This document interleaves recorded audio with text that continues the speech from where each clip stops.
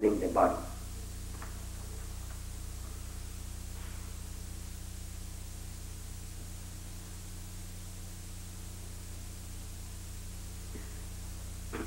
Ignorance is erroneous identification of one's own limiting agents. Unlike the concept of sin, ignorance does not imply guilt. Now, ignorance is not guilt we are talking about, but rather a condition in which knowledge is yet to be acquired. It is not that you are sin permanently or you are with a guilt consciousness, that's what we are talking when it's sin means that the knowledge is hidden, but somehow this knowledge has been veiled and you think this body is I am. That's the ignorance. And somehow we have to remove this ignorance, this sinful experience. I am not this body. As long as you think your body, you worship, what do you call? You not worship God, you worship what? Mammon, that's right. The flesh. And flesh will be the only thing. So you start putting channel 5 and channel 6 and min codes and ties and codes and cha-cha-cha, ba-ba-ba, ramba-ramba. And that will lead you to grave today.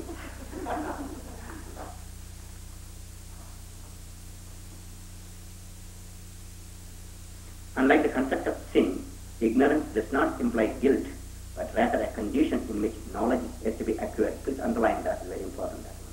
To understand what is ignorance and sin, it's not just sin from the guilt we are talking about.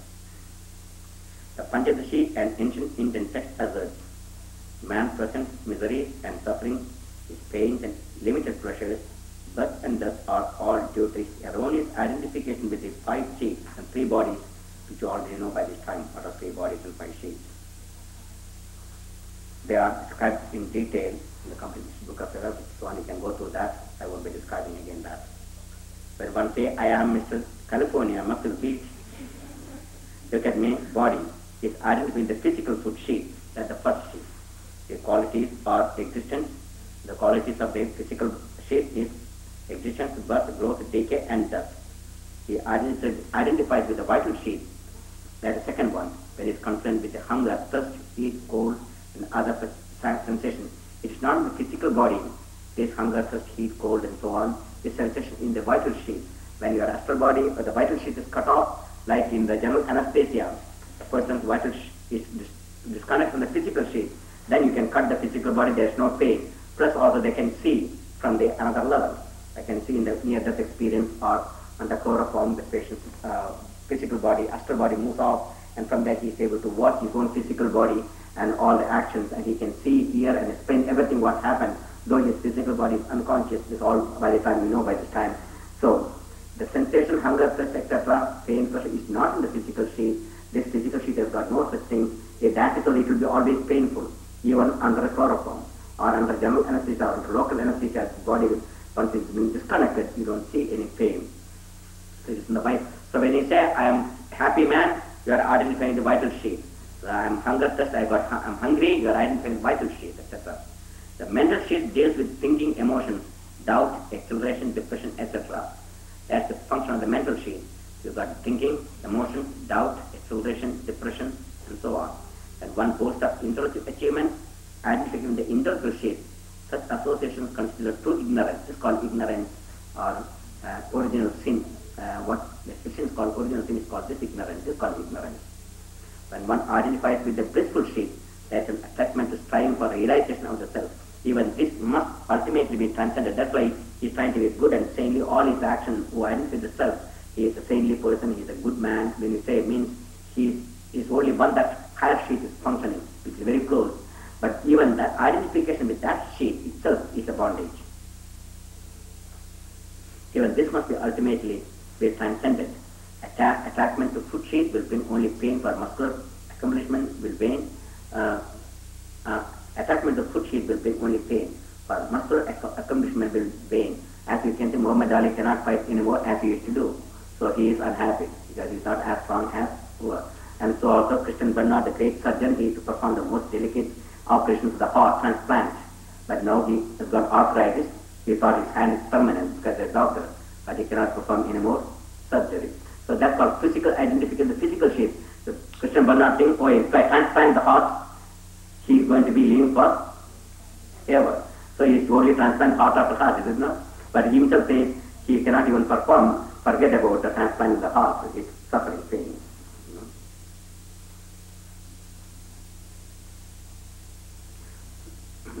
So even so it is with them all.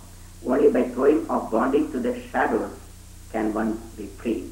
Vedanta is an intellectual method of disassociating from all the sheets. So that is our introduction lesson today. I just go through that all that. You will be hearing many things, Vedanta things. You will be hearing various nyayas we had to learn. Then we had to learn Panchīkarana, duplication. And after duplication, you will be hearing words, how the words create problems, and that is Jagat Lakshana, Adhigat Lakshana, Jagat Adhigat Lakshana. How you distinguish, how to find the meaning of Tattvamasi, Aham Brahmasmi, I am that I am, by using specific formulas, specific techniques are there.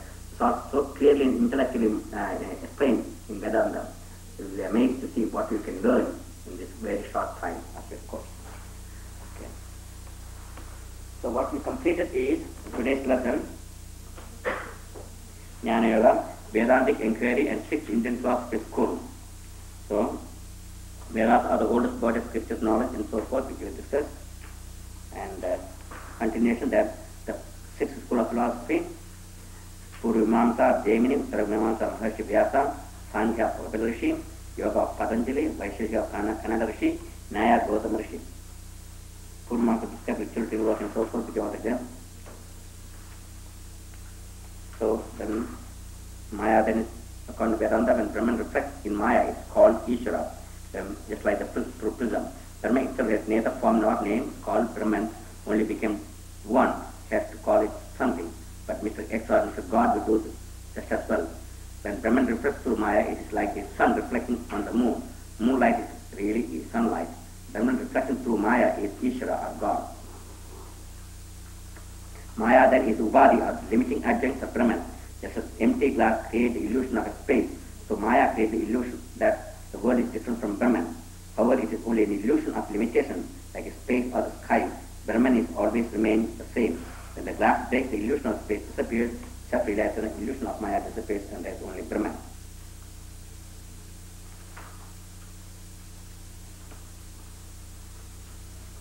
Then,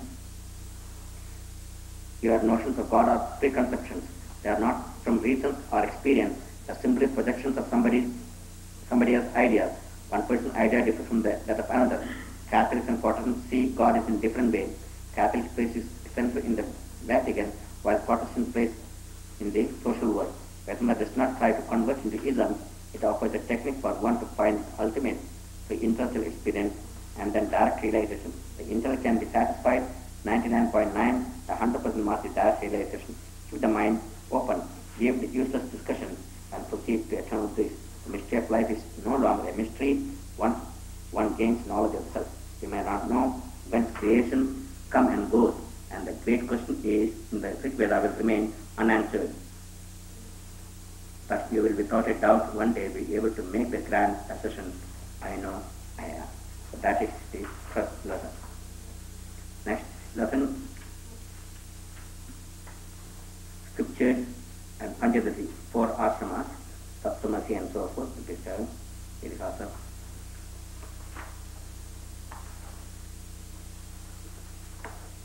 Okay, thank you all.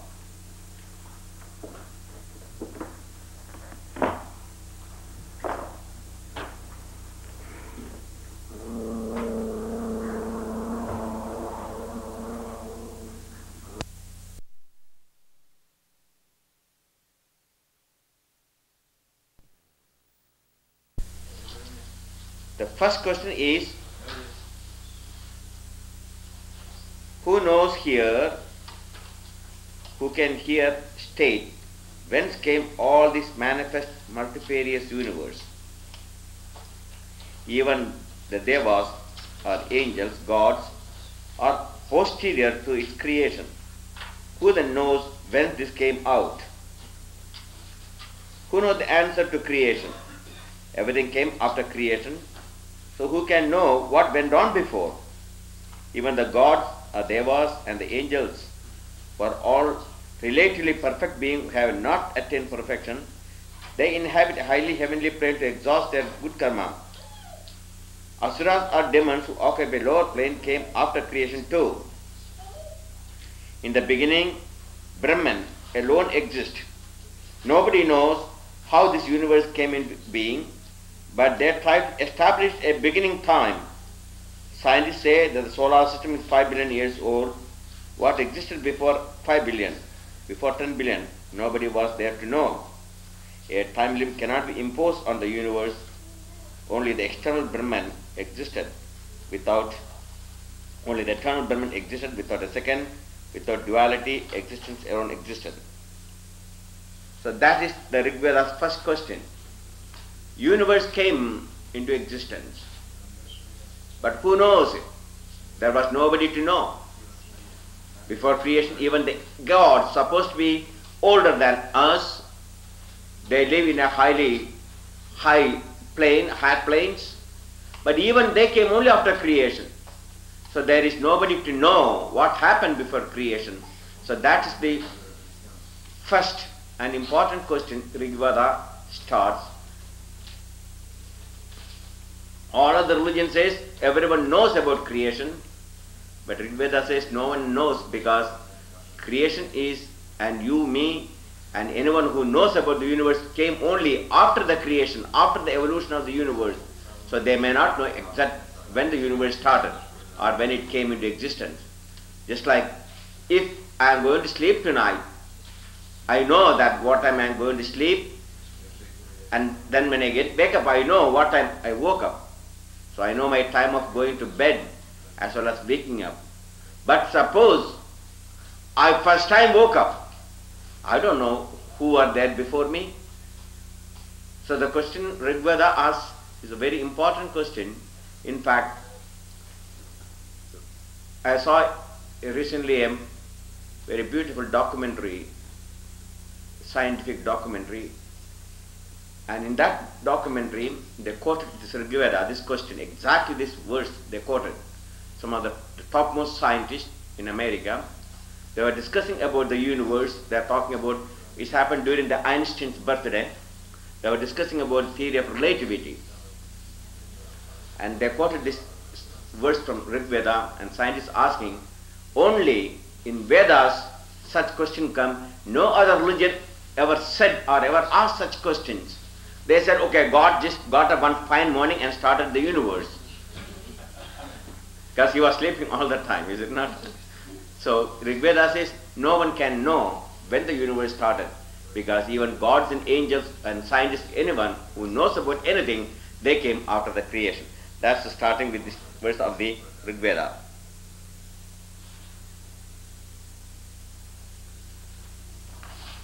Now coming to the second lesson, scriptures, Panchadashi. Tattvamasi, that thou art, is the goal of all scriptural teachings and assertions. Realization of the truth is realization of the self.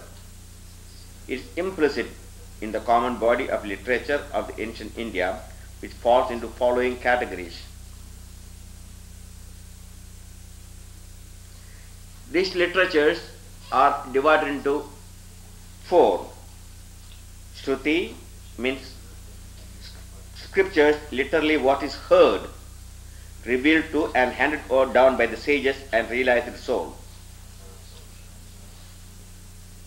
That is the one type of scripture. What is heard and revealed when a teacher passes it on certain revelation, and that is been noted in the scriptures. This revelation which goes on teacher disciples, and that particular scripture is called Shruti, what is heard. Next is Smriti, what is remembered from our own experience in this and past lifetimes. Smriti, remembrance. of in this and the past by our own experiences. Third type of scriptures are called Puranas, stories revealed to rishis. They comprise revelation of history from past yugas and include the great epics, Ramayana and Bhagavatam, like Krishna stories, etc. These epics are ancient histories, not modern histories. Not even ancient histories means anything happened in our own yuga or age. We are in the Kali age. Ramayana, the story of Rama, took place in the Dwapara Yuga, the previous age, which is several million years before. And that story of Rama and that time, they used what type of war, what type of weapons they used, and what type of people and what civilization existed in the planet. This being brought to a rishi like Valmiki, and Valmiki saw the entire Ramayana of the past yuga played back to his mind. Just like at the near-death time, now people have the near-death experience.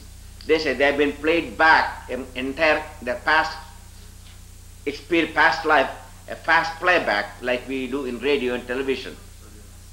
Of the entire life can be played back in a very short time, like in a dream.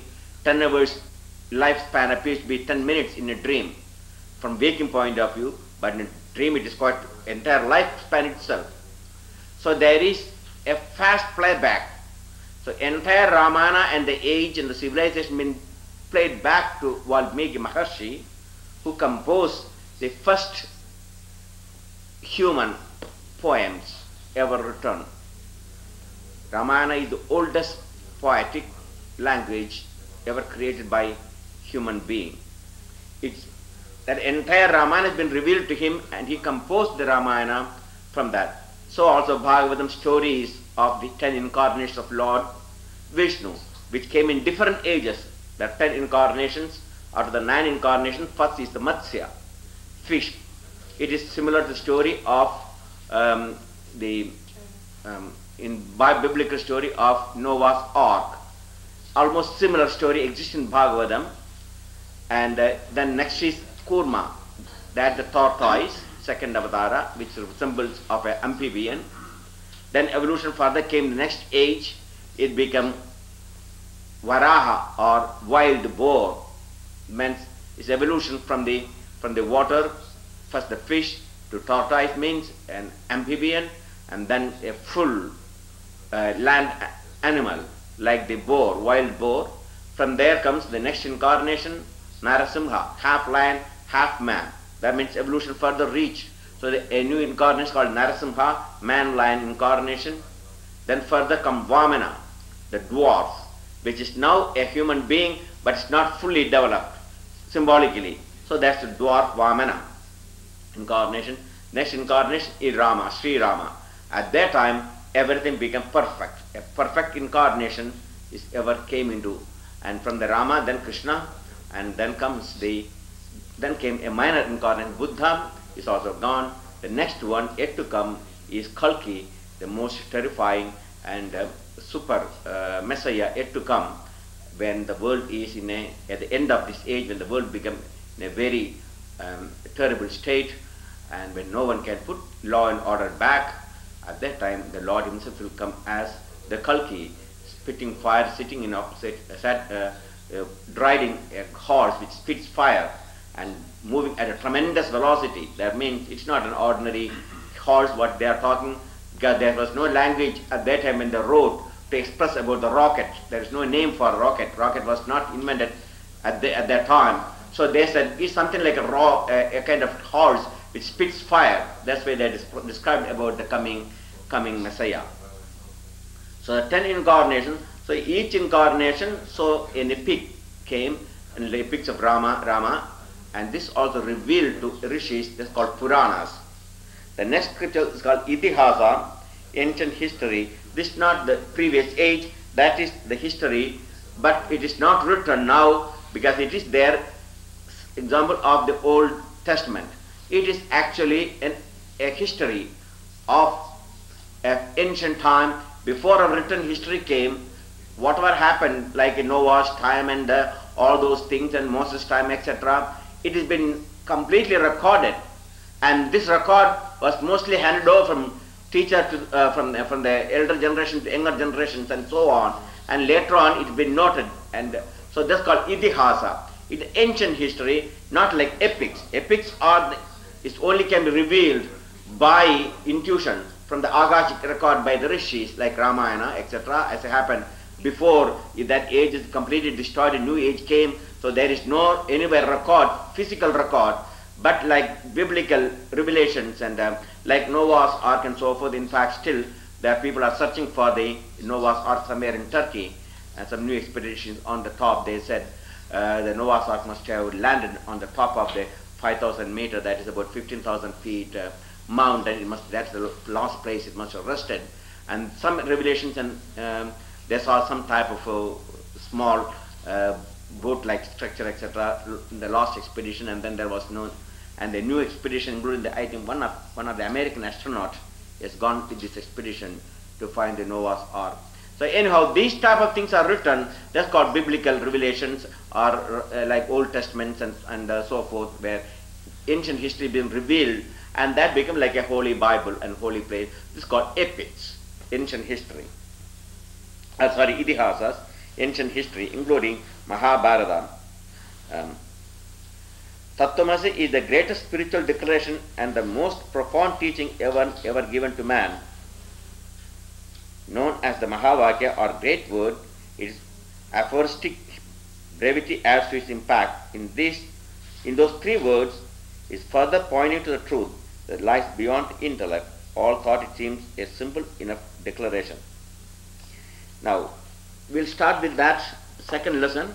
Now open your meditation mantras, continue where we had left last time. As a page, you remember?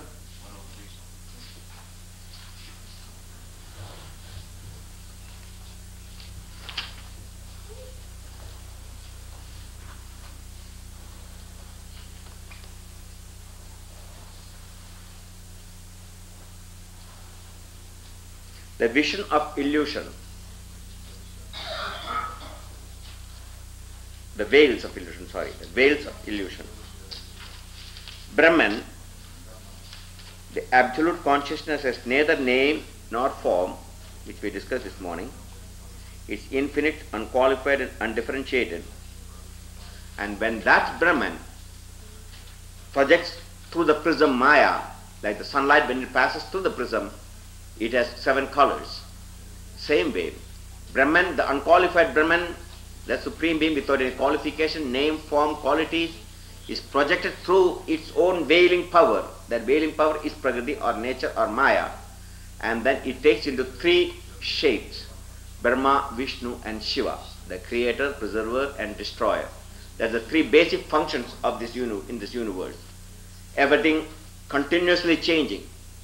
So a worm is being eaten by a bug, and a bug is being eaten by a rat. A rat has been eaten by a cat, and a cat has been eaten by a dog, and so on. So continuously things are moving from one thing to another. Changing nature, changing phenomena. So the matter never stays in one state. Prakriti continuously must move from one state to another, but the Brahman, the static force, remains same. So the 2 forces, static and kinetic, that is in Sankhya Yoga are Prakriti and Purusha. Purusha is static and Prakriti is kinetic.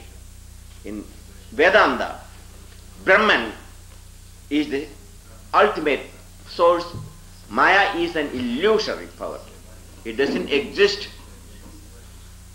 Only the explanation about the Maya, this veil, this illusion, is called anirvachaniya in Sanskrit. Literally it means inexplicable, inexplainable. You can't explain what is this Maya, what is this illusion. Like a man who is in the dream, You cannot tell him the dream is an illusion while he is dreaming.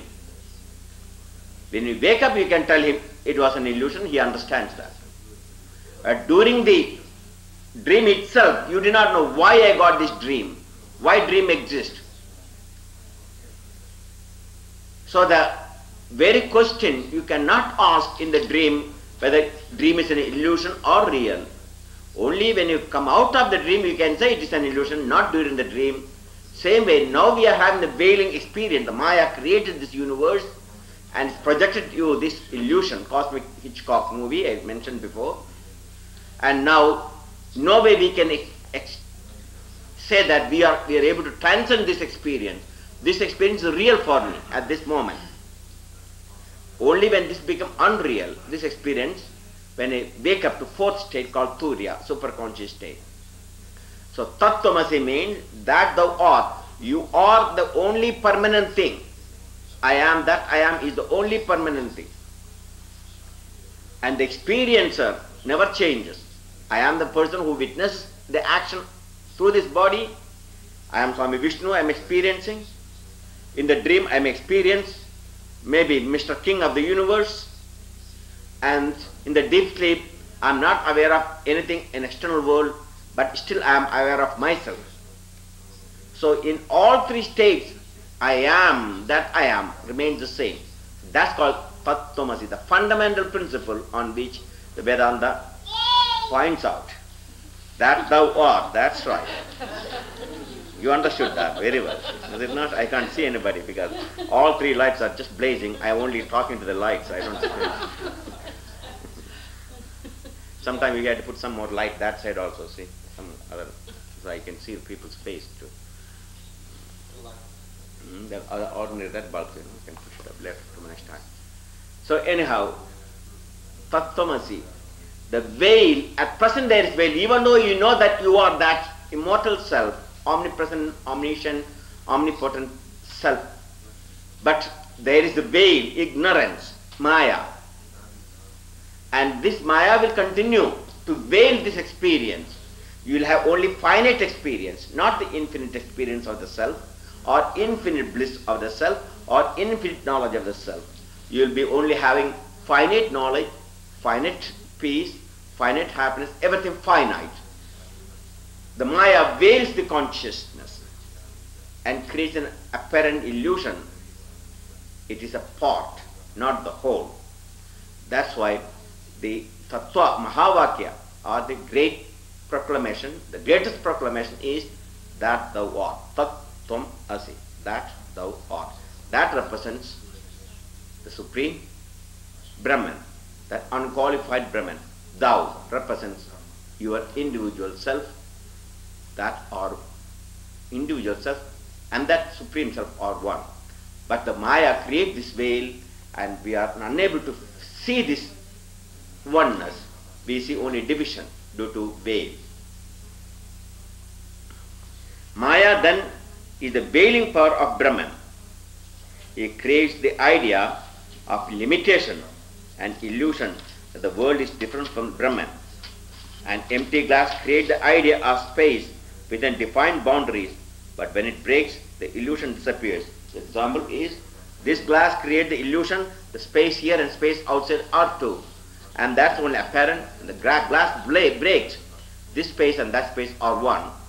It's not actually you join this space inside and outside because the broken glass, that illusion has gone. If I move this glass from here, I am not moving the space anywhere, up or down. It's there all the time. So also when glass breaks, the space appears to be united with the original space. But in reality, the space is always unlimited. No one can break the space. So that one Supreme Self, Brahman, God, shines equally in all of us. But the Maya, the veiling power, create this illusion, apparent idea that we are different self exist.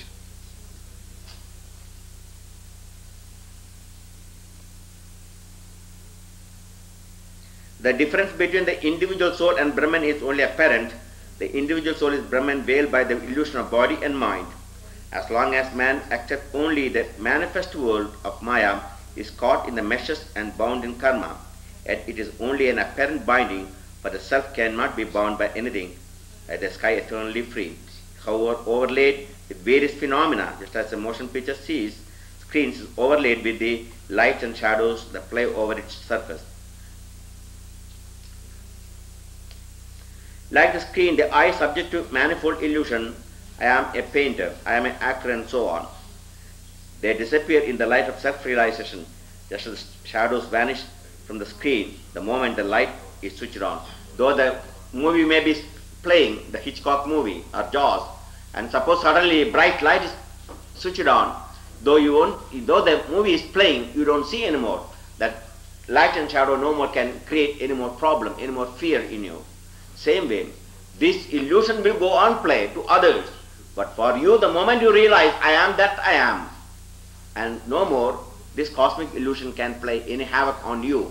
You are free from that original experience or the original sin or ignorance caused by this Maya.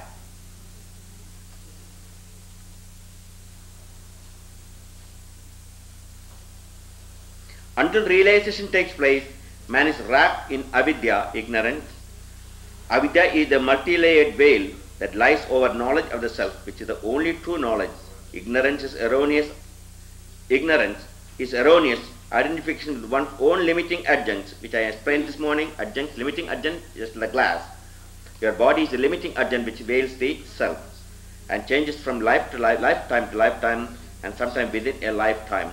They disappear in the light of self-realization that the shadows vanish from the screen. Man's present miseries and suffering, his pain and limited pleasures, birth and death, are all due to an erroneous identification of the 5 sheaths and 3 bodies.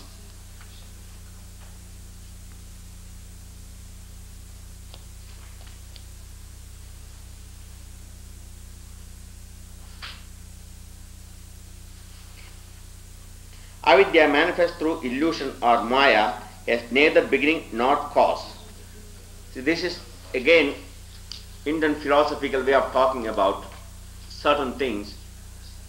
It's not actually structured in our way of thinking in our daily life. We structured our thinking past, present and future, beginning, end, beginning, middle, end, etc. But Indian philosophical system, when they explain, they cannot put a kind of structure like that because it's beyond the explanation. So they call it avidya or ignorance or original sin, you want to call it, manifesting through illusion or Maya as neither beginning nor cause. What causes it? Not beginning. You can't say where it started, when it begins. But it has got an end. Maya has got no beginning, but it has got an end. Because once that rope and the snake again, that snake came into existence, but the moment the light comes, there is an end of that ignorance. So you cannot say when a dream started, for example, another example, go back to dream. We cannot say during the dream when the dream started. From the waking point of view, suppose you put an EEG machine, electroencephalograph, and you can see when the person is in the beta state or in the dream state by looking various waves. So you can say you are watching the EEG machine, or even without EEG, you can look at the rapid eye movement, or EM they call it. By a person who dreams, you can see the motion of the rapid eyelid movement like that. By looking at it, you can say a person is dreaming or in deep sleep. So you are watching your friend sleeping, and the dream started by watching the REM, say 10 o'clock, 10 p.m. And then the dream ended at 11 p.m. So you know there is a beginning for the dream and ending of the dream. 1 hour dream started 10, finished at 11. But the person in the dream, he cannot say when the dream started, The beginning of the dream is quiet. Quiet. For means infinite. Just like now, we cannot say when the universe came into existence. It's quite past. Suppose your father came from his father came from his father. Just go on, put it back and put it back and put it back. Then one day you can reach to only one father and one mother. Is it not? Logically? You put the logic back. So one day there was only one father and one mother, logically speaking of. And then it went on multiplying. So if you put the logic back, still we know that there is a beginning, a father and the mother. But then what happened before this one father and mother came? Where he comes from? So at this moment, we cannot say where the beginning, it's infinite. The beginning, past is infinite. So the future is infinite. We do not know where the world is going to end, when it is going to end, and which way.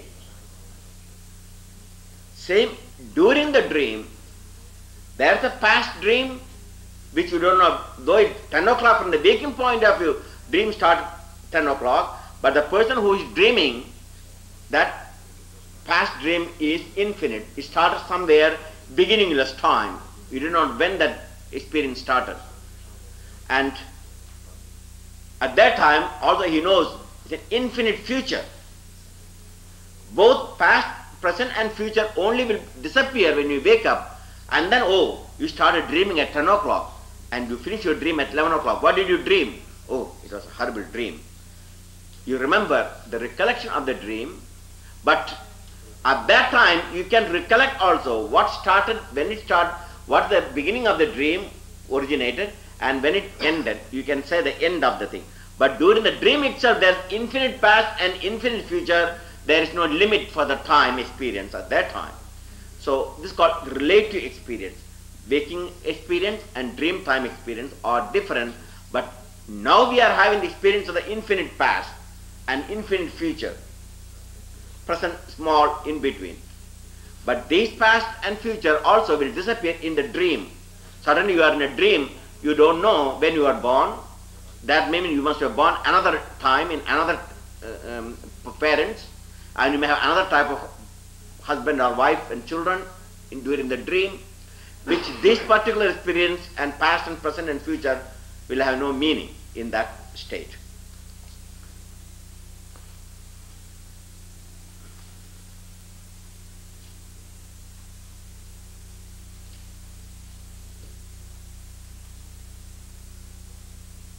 So as the projection of a Brahman, Maya, which is the manifest world, cannot exist independently, is both real and unreal. The Maya is called real as well as unreal, both.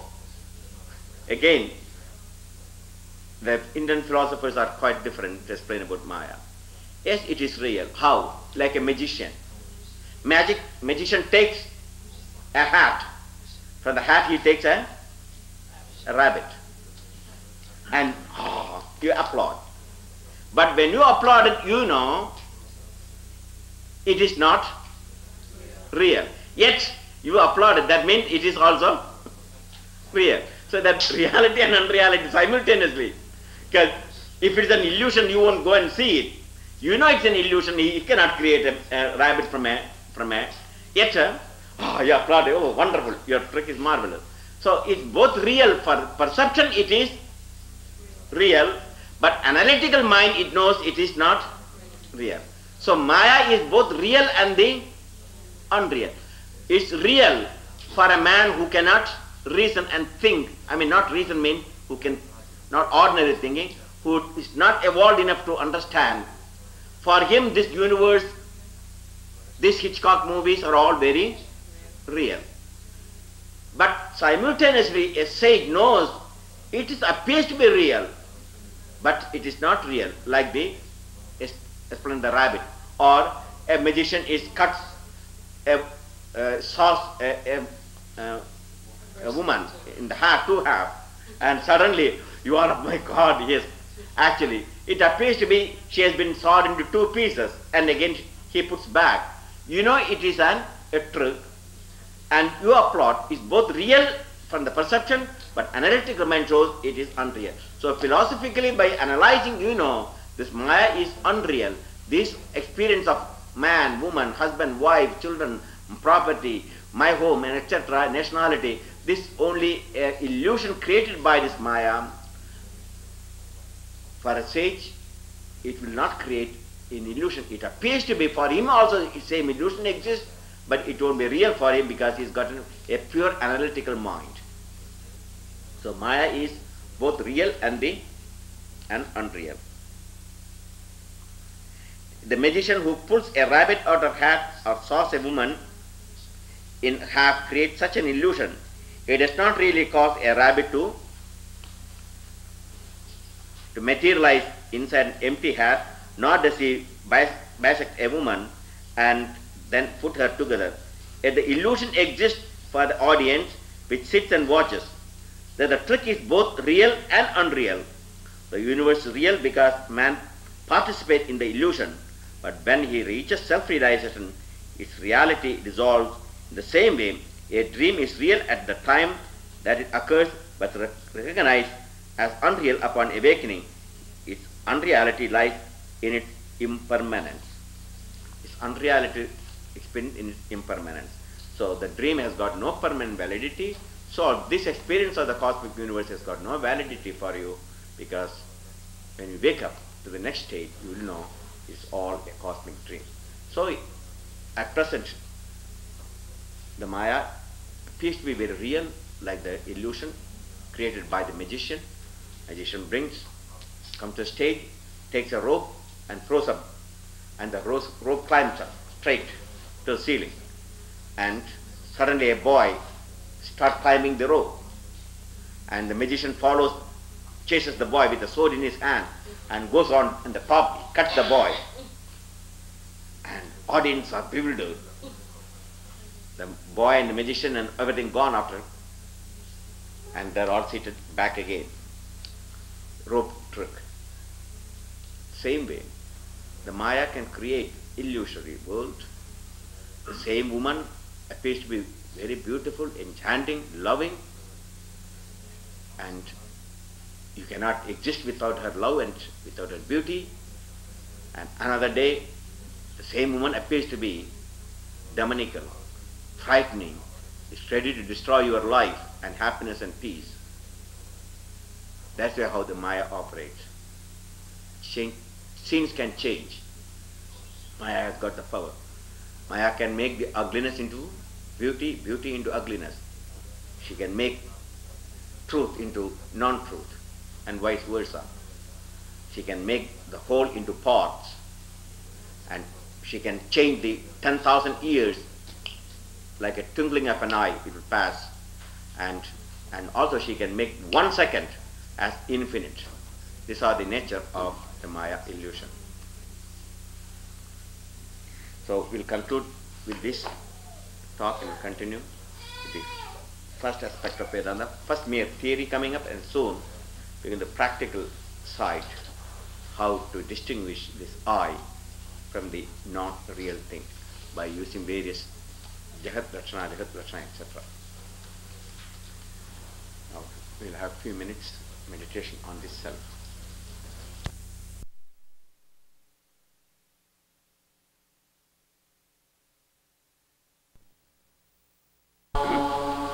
Gajananam Bhuda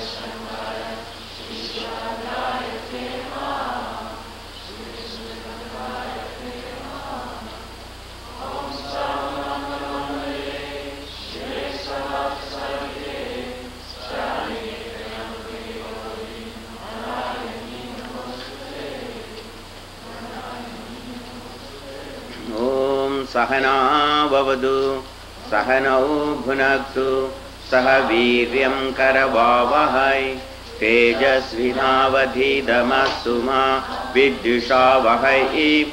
Om Shanti Shanti Shanti. Om.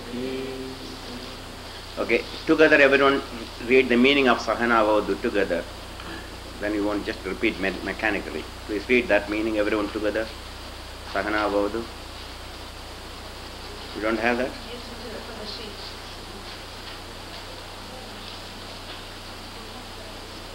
Come on, start. Louder, everybody. My red protects us both, teacher and pupil. My red calls us both to the joy of this liberation. When we both deserve to find out the true meaning of these scriptures. May our learning be fruitful. May we never call each other. See, that means this chanting is chanted in an ancient time, so that there will be relationship between teacher and the taught. And the prayer is, let us together work for salvation. Not teacher is something superior or disciple is something inferior. Let us learn the meaning of the truth, that is the I, and let us not have any difference, quarrels, debate, or what? No debate or discussions, but inquiry. You can inquire, but not discuss or debate. If there is discussion, debate, there will be always quarrels, arguments, and then who is great, who is small. To avoid this, even ancient days, they chanted this Upanishad chant, Shanti Mantra, Sahana Vavadu. So today we are going to take a simple introduction to the Vedantic classic literature used by all students in the spiritual path. This is called Panchadashi. Please, anything urgent, don't disturb the class. What is that? Eh? Eh?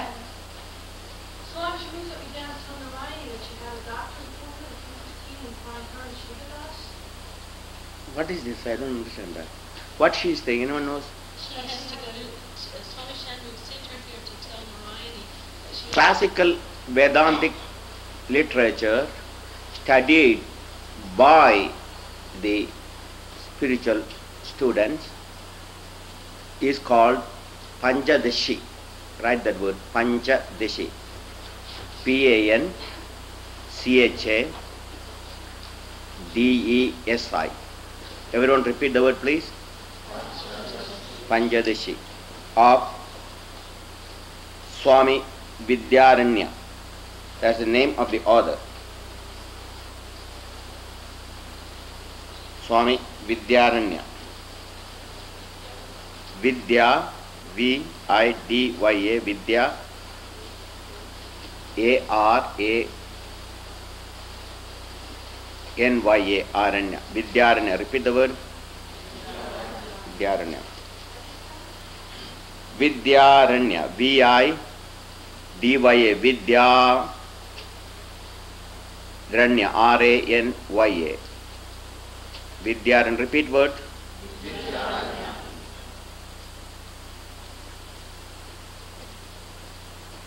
This is recognized, that means Vedanta, in the Panchadashi, an ancient Indian text that states man's present miseries and sufferings, his pains and limited pleasures, births and deaths are all due to his erroneous identification with the 5 sheets, which is composed of 3 bodies. These 5 sheets constitute 3 bodies. Identification with these 5 sheets Annamaya Kosha, Pranamaya Kosha, Manomaya Kosha, Vijnanamaya Kosha, Anandamaya Kosha. Sanskrit names, these are the Sanskrit names you must remember hereafter. What are the 5 koshas? Repeat with Sanskrit name. Annamaya Kosha, Pranamaya Kosha, Manomaya Kosha, Vijnanamaya Kosha and Anandamaya Kosha. And 3 bodies, which makes 3 bodies. What are 3 bodies? Sanskrit name. Sthula Sharira, physical body. Sthula. Come on, repeat. Sthula Sharira. Then astral body called Sukshma Sharira. And causal body is called Karana Sharira. Okay, repeat the 3 Sanskrit words now. Sthula Sharira, Sukshma Sharira and Karana Sharira. So, man's misery is and his afflictions are caused by erroneous identification with the 5 koshas and or 3 bodies. So the purpose of Vedanta is to find the I, but that is difficult because the intellectual sheath, the intellect, one of the 5 sheaths itself is a limited instrument. By that limited instrument, like a light borrowed from the moon or light borrowed from the sun or light borrowed from any other reflection, that borrowed light cannot find the source of the light origin. Like a mirror lights the reflection of the sun, but mirror itself cannot be used to see the sun itself. You can use the reflected light to see everything other than the sun, the original source. All other things you can illumine with the reflected light in a small finite way. But to see the original sun itself, you don't use the reflected sun. It is meaningless, absurd and so finite. When the sun shines, everything is illumined. Same way, the self is self-luminous. Atman, the I, the pure consciousness we are discussing in Vedanta, which is identical with the Brahman, is self-luminous. Intellect is like a mirror. It is a borrowed light or reflected light of the self or Brahman. And that light, the intellect, cannot be used to find the infinite self or Brahman. Then how do we find it? By using all the things which we can think of through the intellect and what is left, and that the remaining is the subject I am. So we study the koshas and 3 bodies and the upadhis. Upadhi means the limiting adjuncts. The 3 bodies and 5 sheets are upadhis, and that limits the consciousness, soul, pure soul.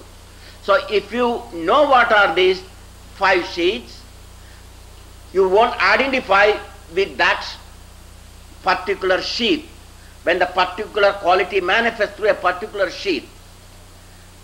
For example, there are 5 mirrors reflecting the sun's rays. One mirror is concave, another is convex, another is, in the carnival, you can see various types of mirrors. You look up, some is crooked, some is, when you look at one place, you look very fat yourself, another you look like very thin and lean. So Dattatreya, you will find out you look very, very thin in that mirror. And a thin person will look as is very, very fat.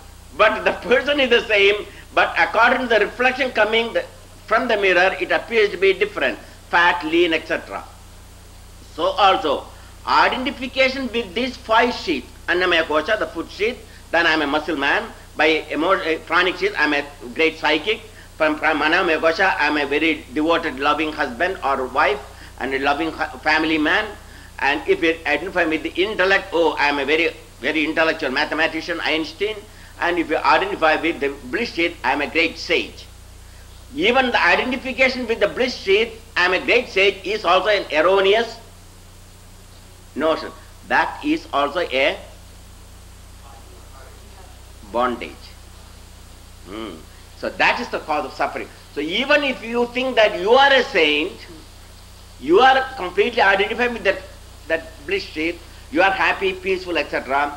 But that doesn't mean you can free yourself from birth and death, because that itself is a chain. Whether you have been tied by a gold cup or by an iron cup or a copper cup or a silver cup or a platinum cup, what's the difference? 5 people, one is having an iron cup, another is having a copper, another is having a silver, another is having gold, another is having platinum cup. Who is the prisoner? All of them. So identification with any one of these sheets will keep you in bondage, and you will never get released from birth and death. So Vedanta teaches you not to identify with any of these sheets, doesn't matter what it is. Only identify with the self. I am that I am. So that is the purpose of Panchadashi. So Panchadashi declares, man's present miseries and sufferings, his pains and limited pleasures, birth and death, are all due to his erroneous identification with the 5 sheets and 3 bodies. All spiritual students and swamis study the Panchadashi by Swami Vidyaranya. It's sublime work of logic and Vedantic exposition. It's one of the most beautiful logics have been used to bring this oneness, Vedantic message. Full details of the author are unknown, but he was an ancient sage who effectively imparted the quintessence of Vedanta. It's an expository text, a book of instruction to teach the supreme truth in a clear manner to qualified students. Only to qualified students. It is not given to everybody because people are not ready. You cannot just go and teach people in the Broadway. Come on, I will teach you Panchadashi. You are this 5, you are not this 5 koshas. Come on, get out of these 5 koshas and identify. You are just acting like a stupid if you do that yourself. And as instruction for the spiritual seeker, it is unparalleled. There is no doubt about it. We are learning, though Panchadashi is not being used here, we are using the basic text of this in a summarized version, because if you study Panchadashi in all original text, then you have to stay with me another 12 years. If you have the time. You got all the time, thank you. But I don't have it. Panchadashi contains 1,541 couplets. It divided into 15 chapters. Several of its verses are delightful adaptations from the Upanishad and Bhagavad Gita. That means everything is, as I mentioned, Upanishad is the end of Vedas, Vedanta. So Panchadashi is a summary of that Upanishad as well as Gita together. Plus the great sage wisdom uses the logic, like Shankara, uses the logic to bring up this essence of this knowledge. Approach through logic, through reason.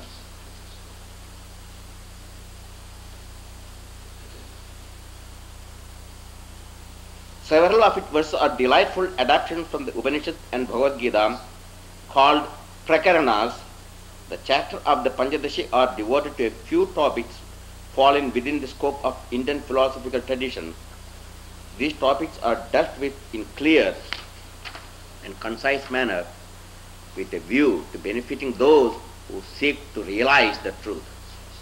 Although every teacher tries to tailor his instructions to suit the particular society and generation in which he finds himself, Vidyaranya has made his teachings relevant to any age. I am teaching also the same Yoga Vedanta, but I use various terms and technology. If I am teaching in Indians, I won't use it. Like this morning, I use what are things? Capacitors and resistors. Because the language, you will understand that. Same thing when Jesus came, he was teaching the same hygiene and health and yoga, bhakti, etc. But he used the language of the people who understood the language of his time. So he used, instead of bhakti, nedi, he called water angel.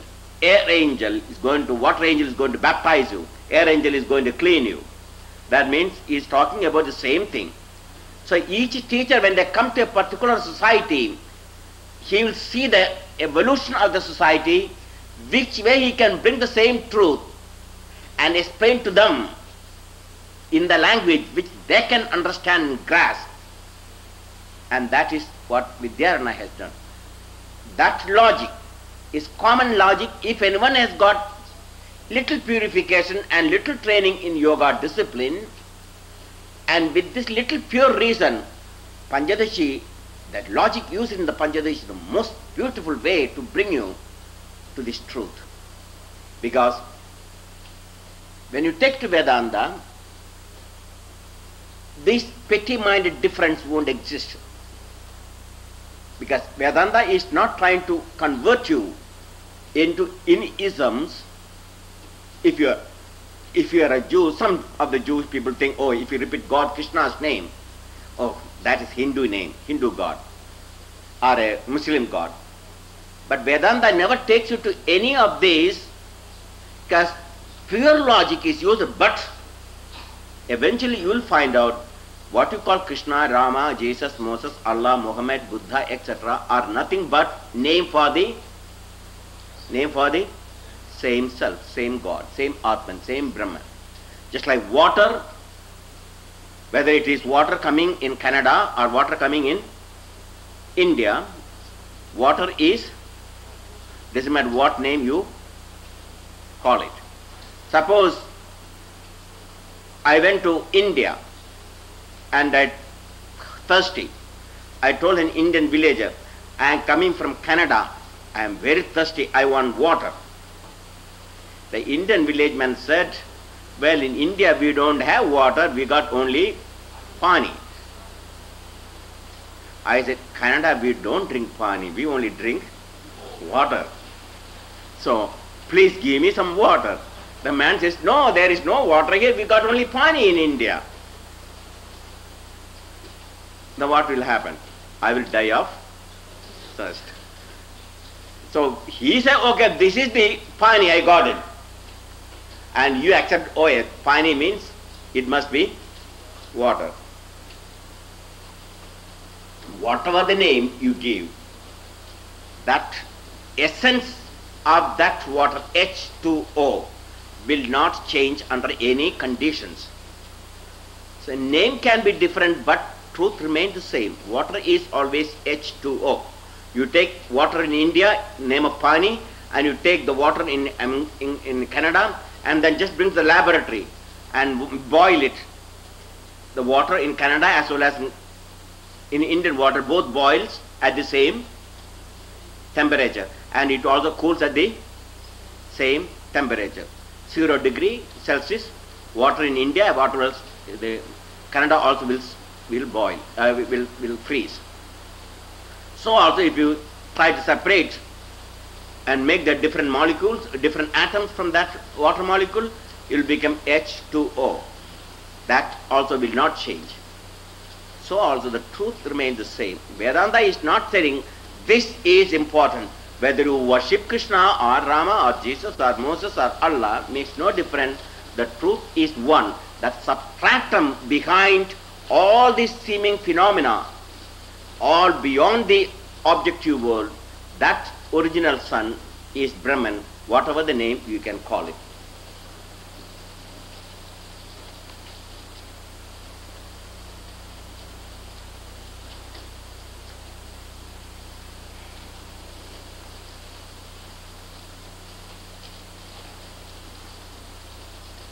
So every teacher tries to tailor his instruction to suit the particular society and generation in which he finds himself. Vidyarana has made his teachings relevant to any age because true pure reason, pure logic is common in all ages. When the people have reached certain level, then they understand through this logic. The chapters of Panchadashi fall into 3 topics of 5 chapters each. 3 topics. That is, the first topic is Viveka Panchaka, means discrimination between the real and the unreal. That the first 5 chapters are related to Viveka Panchaka, or discrimination between real and unreal. The second is called Deepa Panchaka. Deepa Panchaka, self as pure consciousness. And then last, Ananda Panchaka, dwelling on the bliss of Brahman. What is the nature of Brahman? That blissful state. Vedanta philosophy has a triple basis in scriptures, reason and experience, which we already discussed yesterday. So it is not merely talking about Viveka Panchaka and Deva Panchaka and Ananda Panchaka, but we have to experience this. So first we use scriptures like the Panchadashi, and then we use reason, logic to find the truth, and then you experience the truth. So these 3 triple bases must be there in any yogic instructions. If you merely hear Vedanta philosophy like in the school or colleges, universities, they taught you psychology. So what? You write all the things they told you, and then just go back and smoke and sleep and suffer and go to another psychiatrist for some help. That is not. You must experience that blissful self. I am that I am. Through proper living. So practical life goes with the theory, not mere theory, direct experience.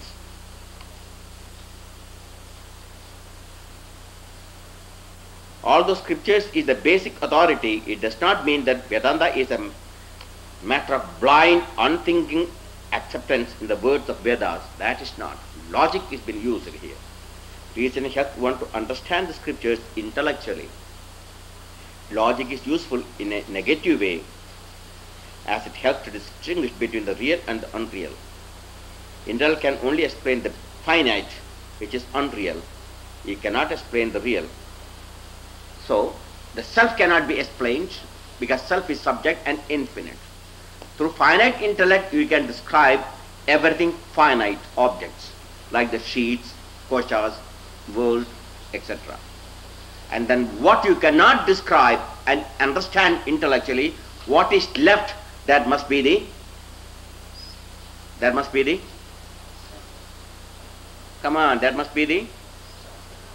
everyone.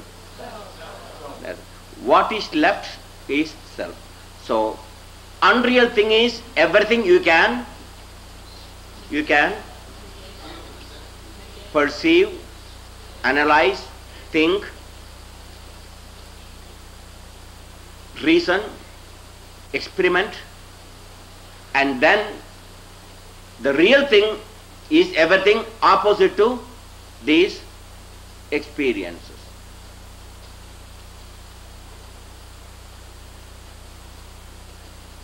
However, to the process of discrimination in which it exposes and discards everything that's unreal, it reaches that point where what is left is real. Vedanta is a non-dualistic approach to God, as opposed to Dvaita or dualism. So Bhakti Yoga starts with a dualistic approach. I worship Lord Krishna, I prostrate before Krishna, I live for Krishna. But that approach is no way inferior to Jnana Yoga, which will come in the Bhakti Yoga section. And the end, the devotee, the 9 steps are there in Bhakti Yoga, just like 8 steps in Raja Yoga. There are 9 steps in Bhakti Yoga. Shravanam, Mananam, Kirtanam, Archanam, Vandanam, Dasim, etc. And the last 9th step is called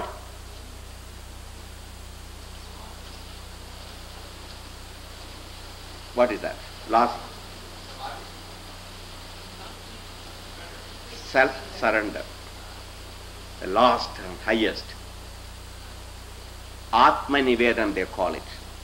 Atma Nivedanam. Atma, complete. That devotee loses the identity as an individual and identifies with the God who is meditating. So Krishna and Radha are not two, they are one. So devotees merge in the Supreme by identifying, and step by step they go, and the duality will vanish, and the meditator and the meditating become one and the same. The knower, knowledge, and the known, or the worshipper and the worshipped, or the devotee and the Lord are one and the same. That's called Bhakti Yoga, that last step. We will come to that Bhakti Yoga section, but this way Jnana Yoga also takes to the oneness. The world is made up of 3 gunas, Sattva, Rajas and Tamas, but the soul is not. It is identical with the Brahman. That's called this mudra. Chin mudra means that is, these 3 fingers represent 3 gunas, Tamas, Rajas and Sattva. Beyond these 3 is the soul. The index finger represents soul and the thumb represents Brahman. That's all you have to learn. The first disciples approached Dakshinamurti, and Dakshinamurti taught them with this Chin Mudra. And the disciples realized, well, we want a teacher like that, is it not? Just show them that we must realize that we had to go through all these type of trainings and asanas and pranayama. We had to clean the nostril passage, etc. Well, only show this hand, Swamiji. Is there any teacher in this universe who can do like this and I will realize Brahman? Even if you had gone to great sages, you won't have any idea, because you see them only there. What? You go to a sage like Swami Shivananda. What you will see? His fat body, his tummy, his face and his spectacles. He will see his physical sheath, Annamaya Kosha, because you are living in a Annamaya Kosha, food sheath. So if you are seeing in him the food sheath, you are identifying with the, so you are having a glass. If you are wearing an yellow glass, you see everyone is yellow.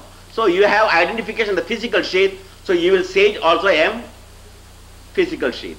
If you have little grown up, oh yes, psychic prana identification, then you see, oh yes, Swami Shivananda has got tremendous aura. Oh yes, his face is shining. So you will identify with his pranamaya kosha. If you are a little bit more advanced, oh, I am a disciple of Swami Shivananda, because Swami Shivananda is a disciple of another great sage, is a God realized soul, so I am devoted to him. So you will be humble and simple, but you won't practice anything. That's sufficient. Shivananda is great and I am his student, and let him work now for my salvation. So you leave that. That's all yours. So you come occasionally, send a check or write a letter, Guru Maharaj, this is Guru Purnima, here is the $10 for you, please bless me. And that's all, your identification with him. You won't see anything beyond. Another, if you're intellectual, oh yes, he has written so many books, he must have tremendous power. So intellectually you try to see him. And if you are still a wall, blissful sheath, yes, you can see his calmness, his love for compassion, his good nature, and his complete surrender, and he prostrates before everybody. He doesn't see he is a sage, he is a saint, he is an avatar, he is a humble servant. He saw me when he prostrated before me. I saw him prostrate before a murderer who came to murder him, and I saw him in every conditions, that humility. So you see, if you have developed that stage, you will see his spiritual qualifications. But if you are a God-realized soul, you will see him as God-realized soul. Or if you are a rogue, you will see him as a rogue also. The person is the same, depending on what type of glass you are wearing, what type of identification. So one person wrote, how come Swami Shivananda is so fat? Yogi should not be so fat, you know. That means all lean people must be then God-realized soul. You just go to Calcutta street, everywhere you can see skeletons and skeletons. They all must be God-realized soul, is it not? So the idea, your idea of a sage is depending upon what stage of development you have. If you are very emotional, then, oh yes, my Jesus, my Allah, my Moses, my God, my Krishna.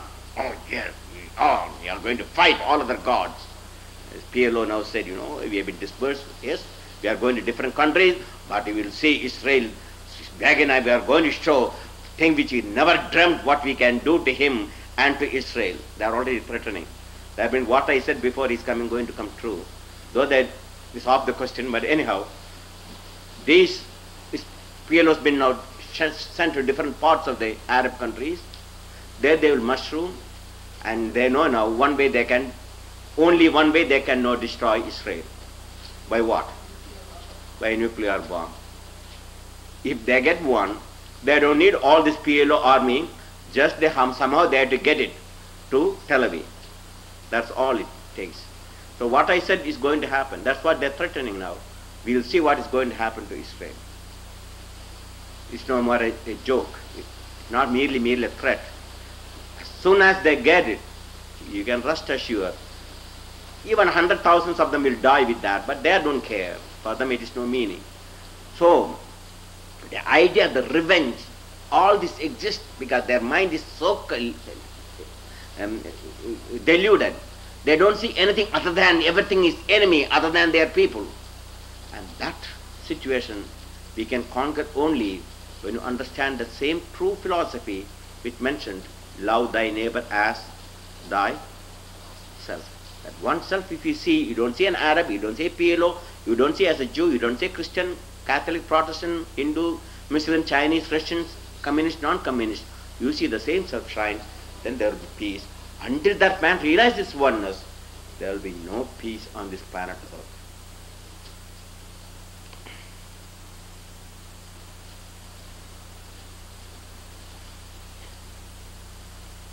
The soul is identical with the Brahman. Vedanta leads to self through intellectual inquiry and analogy.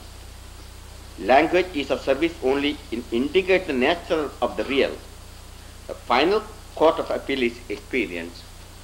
Vedanta can show you what the reality by intellectual explanation, but that itself is not sufficient. Like, as long as you never tasted any form of sweet, there is no way you can understand what honey or what the taste of a honey. It doesn't matter how much you explain. We can explain the honey is sweet and it is different from all other things you know. It is not like pungent, it is not salty, it is not hot, it is not this, it is not that. It is an experience to be absolutely joyful and peaceful and wonderful and loving. All this explanation you can hear. Months and years and I can explain about the sweet and honey. But the final thing, what honey is, still is depending upon that experience, which takes only, and how long? How long? Instant. All the millions of thousands and thousands of years of explanation, when you get the direct experience, it only takes an instant. Oh, this is sweet, this is honey. See, no more further explanation. All your doubts are cleared instantly. That is what Brahman. Experience only can remove the doubt. There is no other way. This intellectual approach is only to bring you to the intuitive level. Then in the intuitive level you experience that particular cosmic consciousness. One moves toward the goal step by step through scriptures, reason and louder. Western philosophy differs from Vedanta in that it completely ignores direct experience. It brings the intellect to the brink and leaves it there, failing to go any further.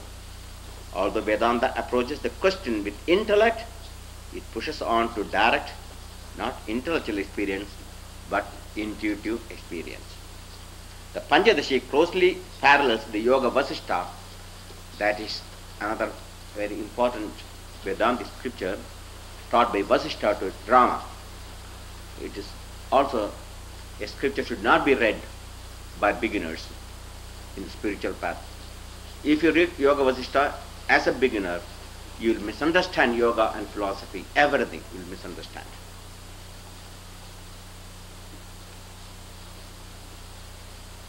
Yoga Vasishtha represents the cream of Vedantic intellectual experience. In it, the sage Vasishtha instructs Rama on the nature of happiness and on the non-existence of this world. That's what he said at the end of talk of several days and months and years. He told Rama, I never talked to anything, you never heard anything. Both are illusion. That's what I'm going to say at the end. According to him, every action is wrong because any kind of action at all leads away from the truth. Everything in the world is non-existent, including Rama, the sage himself, and his teachings. These are sophisticated teachings and can easily be misconstructed. Therefore, they can be given only when the students are ready, not to everyone. This was easier in ancient India, when traditionally life fell into 4 defined phases of ashrams.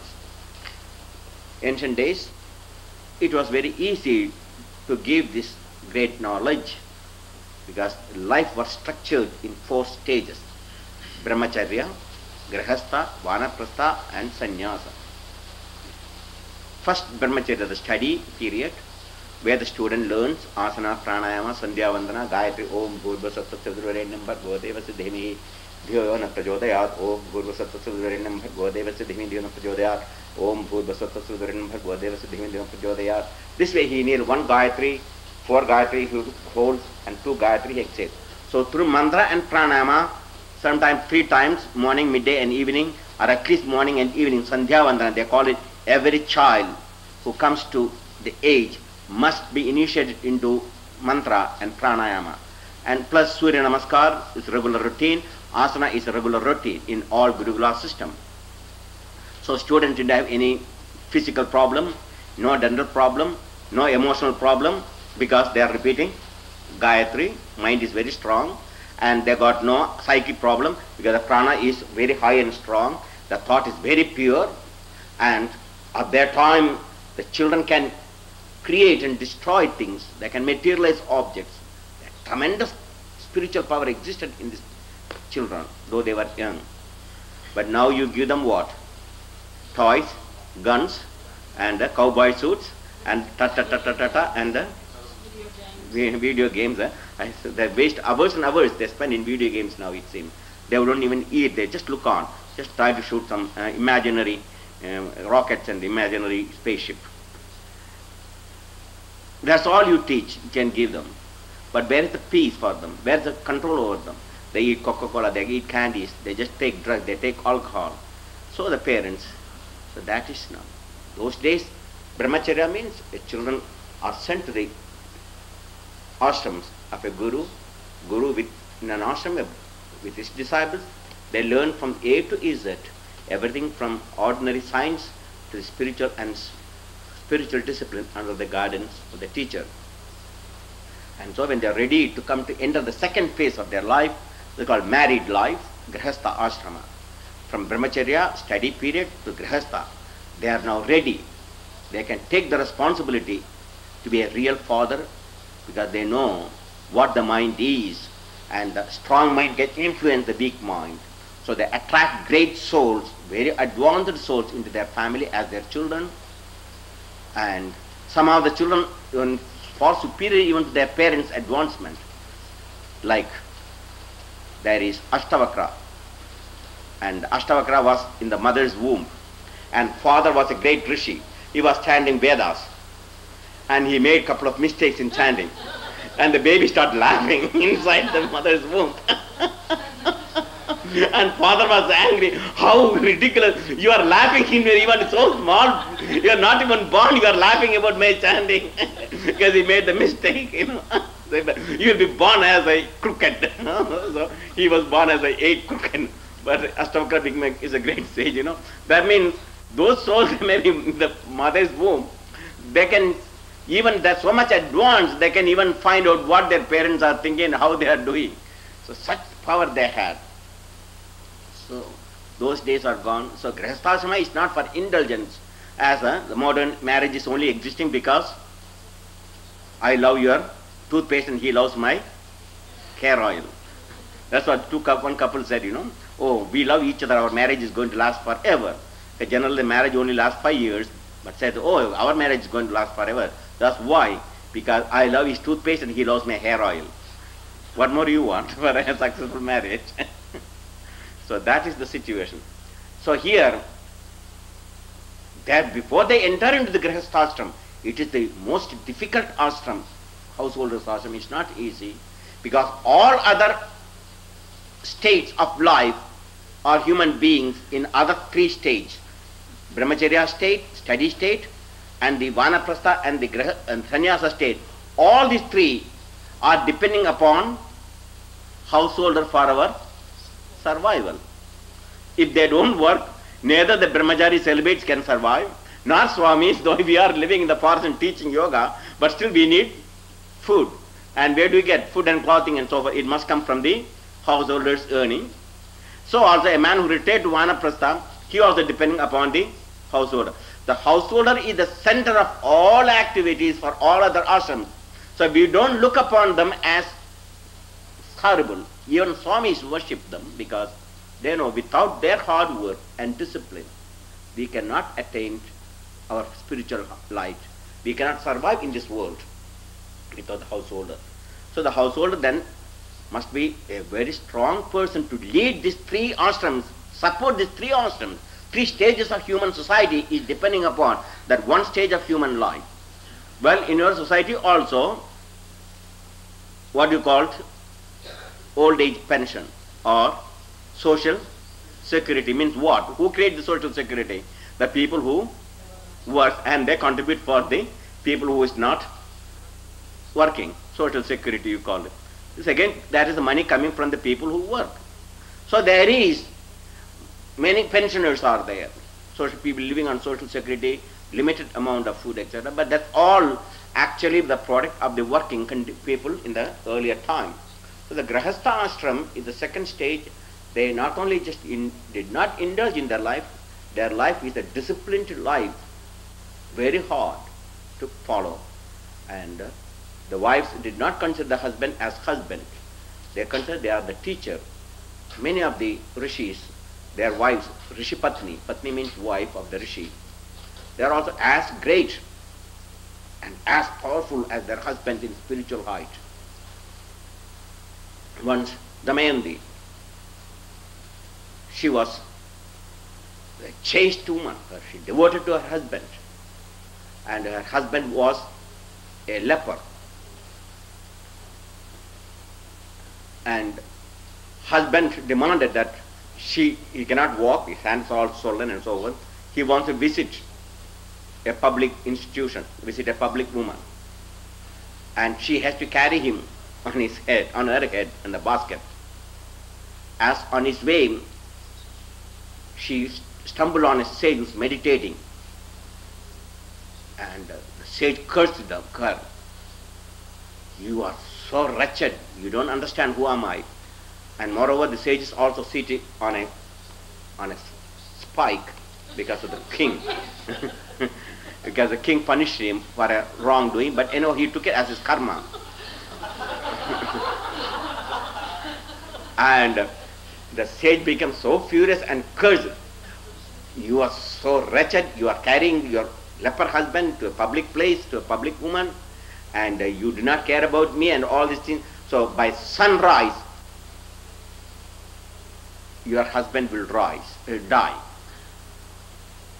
She heard that curse from the thing. By sunrise. So she counter-proposed.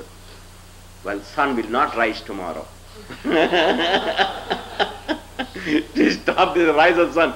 Even the Brahma Vishnu all start trembling because her power is said, and she can really, when she said sun will not come tomorrow, sun is not going to come, that will be the disaster for the entire humanity. So the Brahma Vishnu Shiva all came to her, begged her, please don't create that your promise, please take that word. I said, unless and until my husband comes to life, there is no way the sun will come out. The Brahma said, okay, you just promise and sun will come out, and I will see that your husband will come back to life tomorrow morning when the sun comes. So according to the curse of the sage, her husband died and sun came out, and immediately Brahma threw the little water, and that body, leper body, changed into a very beautiful, handsome body, and she got her husband back too. That is the power. Again, so many stories are there. The Rishipatni is their power. They will not. The Parshurama's mother, that is her mother, her husband is Jamadagni Maharshi, very powerful Rishi. She used to go every day to bring water from the river for her husband's puja, special worship, and she won't take a pot with her. She will go to the banks of the river, she will take bath and worship her husband and concentrate on her husband. She take the sand and she molds every day a new pot with that sand, and then she takes the water and brings to her husband. But one day she came to the water, there he saw some celestial beings are taking bath, and their beauty, so just looked at glance. She, for a moment, she thought how beautiful they are. That's all sufficient. That's sufficient. She lost her power. She could not make any more of that. She is afraid now. Her husband knows some of these things. My God, he is going to curse her and kill her. She ran and brought an old pot and filled the water and brought. She was a few minutes late. And husband really always know that he's always here on time. Today she was late. He closed his eyes and found out what happened. He saw the whole picture, what happened at the river. So he called his sons, yes, to cut the head of their mother. All the sons refused. So Parshurama, he said, his father's command, I will obey. So he cut the mother's head. And father was pleased. Now what boon you want? Please bring back my mother back. So he brought back the mother back to life. See, those Mahashis, if they command something like that, they got the power also to counteract it too. So that is the story of, so many Rishipatnis, their power is unbelievable, unforgettable. And the Dattatreya, you already know the story. Dattatreya, you know the Dattatreya, at least we every day do Arati, Dattatreya, not that Dattatreya. Yeah, wait, I finish the story, then you can. Dattatreya, you know the story? You don't know. That is another Guru Patni, Dattatreya's mother. She was so chaste, and in one of the travels and tribulations, she has been tested her chastity. And Brahma, Vishnu and Shiva, all three came because of her powerful chastity and powerful spiritual penance. They themselves came in disguise, incognito, as three mendicant when her husband was not there, her husband Rishi. Naturally, a householder immediately must give to a aditi, especially a spiritual people. So she brought all the fruits and arghyas and as usual customs and asked them to partake. But they said, we came as your guest. I will do anything, but only on one condition. We will not take any food from you until and unless you serve naked. A Padvita chaste woman never take her clothes of anybody and never thinks. She said, that is not possible, but you promise that you are going to serve as please us. We will be pleased only by giving us alms in the naked form. She closed her eyes, thought of her husband, took some water and poured on the 3 sages. They became immediately small babies. So she took her clothes off and started feeding the babies. And Brahma, Vishnu, Shiva became babies through her power. And she caught all the 3 babies together, and that became one. That's called Dattatreya, how Dattatreya came. Brahma Trimurti Avatar. Such is the power and glory of those ancient Rishipatnis. So they were not ordinary wives as you know of. They are sometimes powerful than their husbands in spiritual growth and spiritual evolution. Yet they saw and worshipped their husband as the God himself. That is the question. If all of the rishis were such advanced souls, why are they always so mad and cursing people and losing their temper? They are advanced. But I didn't say they are completely self-realized. Few people are self-realized, like Vyasa, like Dattatreya Maharshi, Narada Maharshi, and they don't curse. Narada curses only for one purpose, not cursing. He just goes always where there is problem and create more mischief. So that they will understand the truth. You know, he'll go to Kamsa and will tell, the Krishna is born, he is there hiding in the Kamsa will be terrified and will attack. So he will be killed, you know. He only go for a specific purpose or cause, but no personal gain. Except one Maharshi, Durvasa, he is only the angry Maharshi, and he has been often punished for his anger. He has got tremendous spiritual power, even anything, Durvasa, that's one of the names. Like Narada in Indian mythology, his name comes often, Durvasa. He curses everything for even the slightest mistake you make, he will curse for that. Once Duryodhana sent Durvasa, because he pleased Durvasa, he hated Arjuna and Pandava, they are in the forest. And he wants somehow, severest method he was using to destroy their Pandavas, because 14 years they will come back and claim their kingdom. So many methods they used, and all failed, and now he has got a new method. If we please Durvasa, this great Maharshi, and he will ask any boon, he will give. And so that I will make a deal with him. If you are pleased with me, please go to forest and be the guest of the 5 Pandavas. And that's very easy. So Durvasa was pleased. After Duryodhana served him like a servant and offered him everything, and Durvasa pleased asked. So only saying, I want, you just came as my guest. I want also to do the same thing, be the guest of the Pandavas in the forest. And naturally they don't have anything to eat. They depend upon an Akshaya Patra gods they have given. And Draupadi can take this pot and ask anything, it will come. And the food will be there only as long as she eats. And after eating, they will be empty until the next time comes.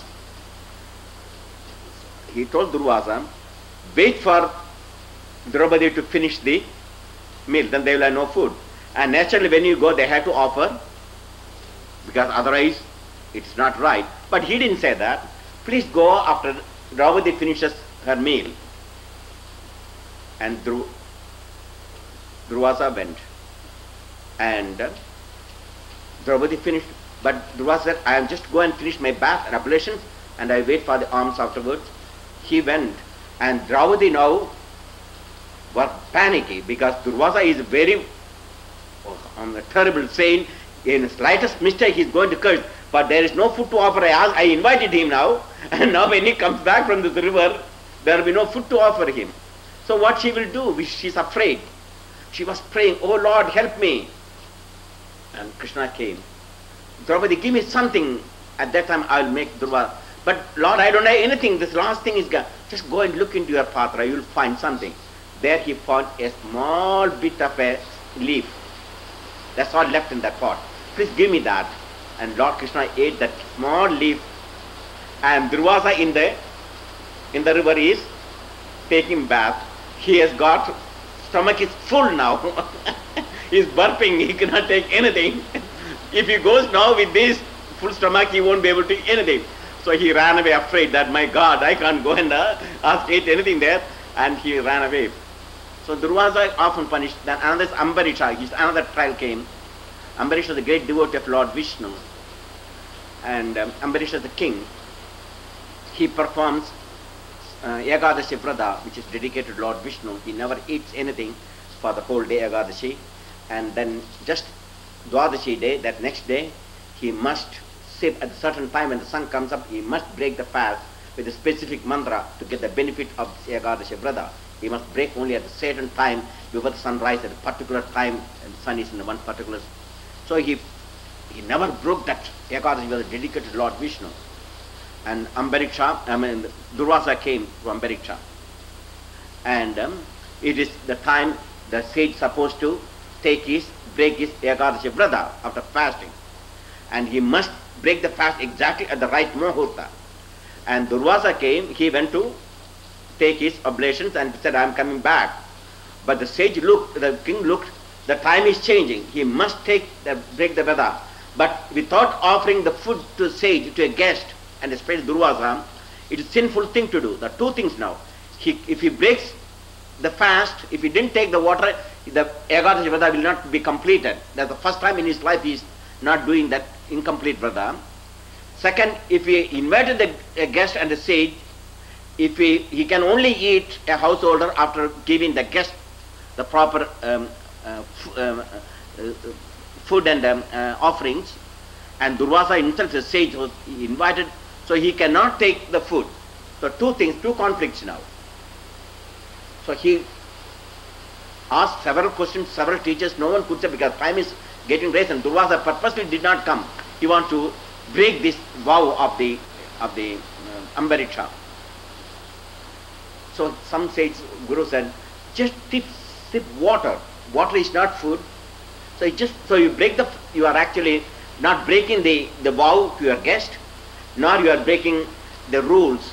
Yet you also broke the fast by sipping the water with the mantra. So Ambarisha took a sip of water with the mantra and broke the fast. Durvasa, he could see everything, what is happening. Immediately was angry, oh my God, he just disobeyed me. He invited me and he broke the fast and he ate first. He came with anger and took one of his hair and struck on the ground, and there comes a big demoness to kill Ambariksha. Ambariksha is a humble devotee of Lord Vishnu. He bowed, and Lord Vishnu's Sudarshana Chakra comes immediately to protect Ambariksha. And not only protect and destroy this Kritika demon, and he started chasing Durvasa now. Durvasa started running to get help now because he himself is, this energy coming from the Sudarshana is so painful and so scorching. He ran away to get from the scorching Sudarshana everywhere. He ran to every loka he went. He went to Brahma. Brahma said, don't come near me, I can't help you. Go to Shiva. Shiva said, don't come to me, this Vishnu Chakra, you go to Vishnu.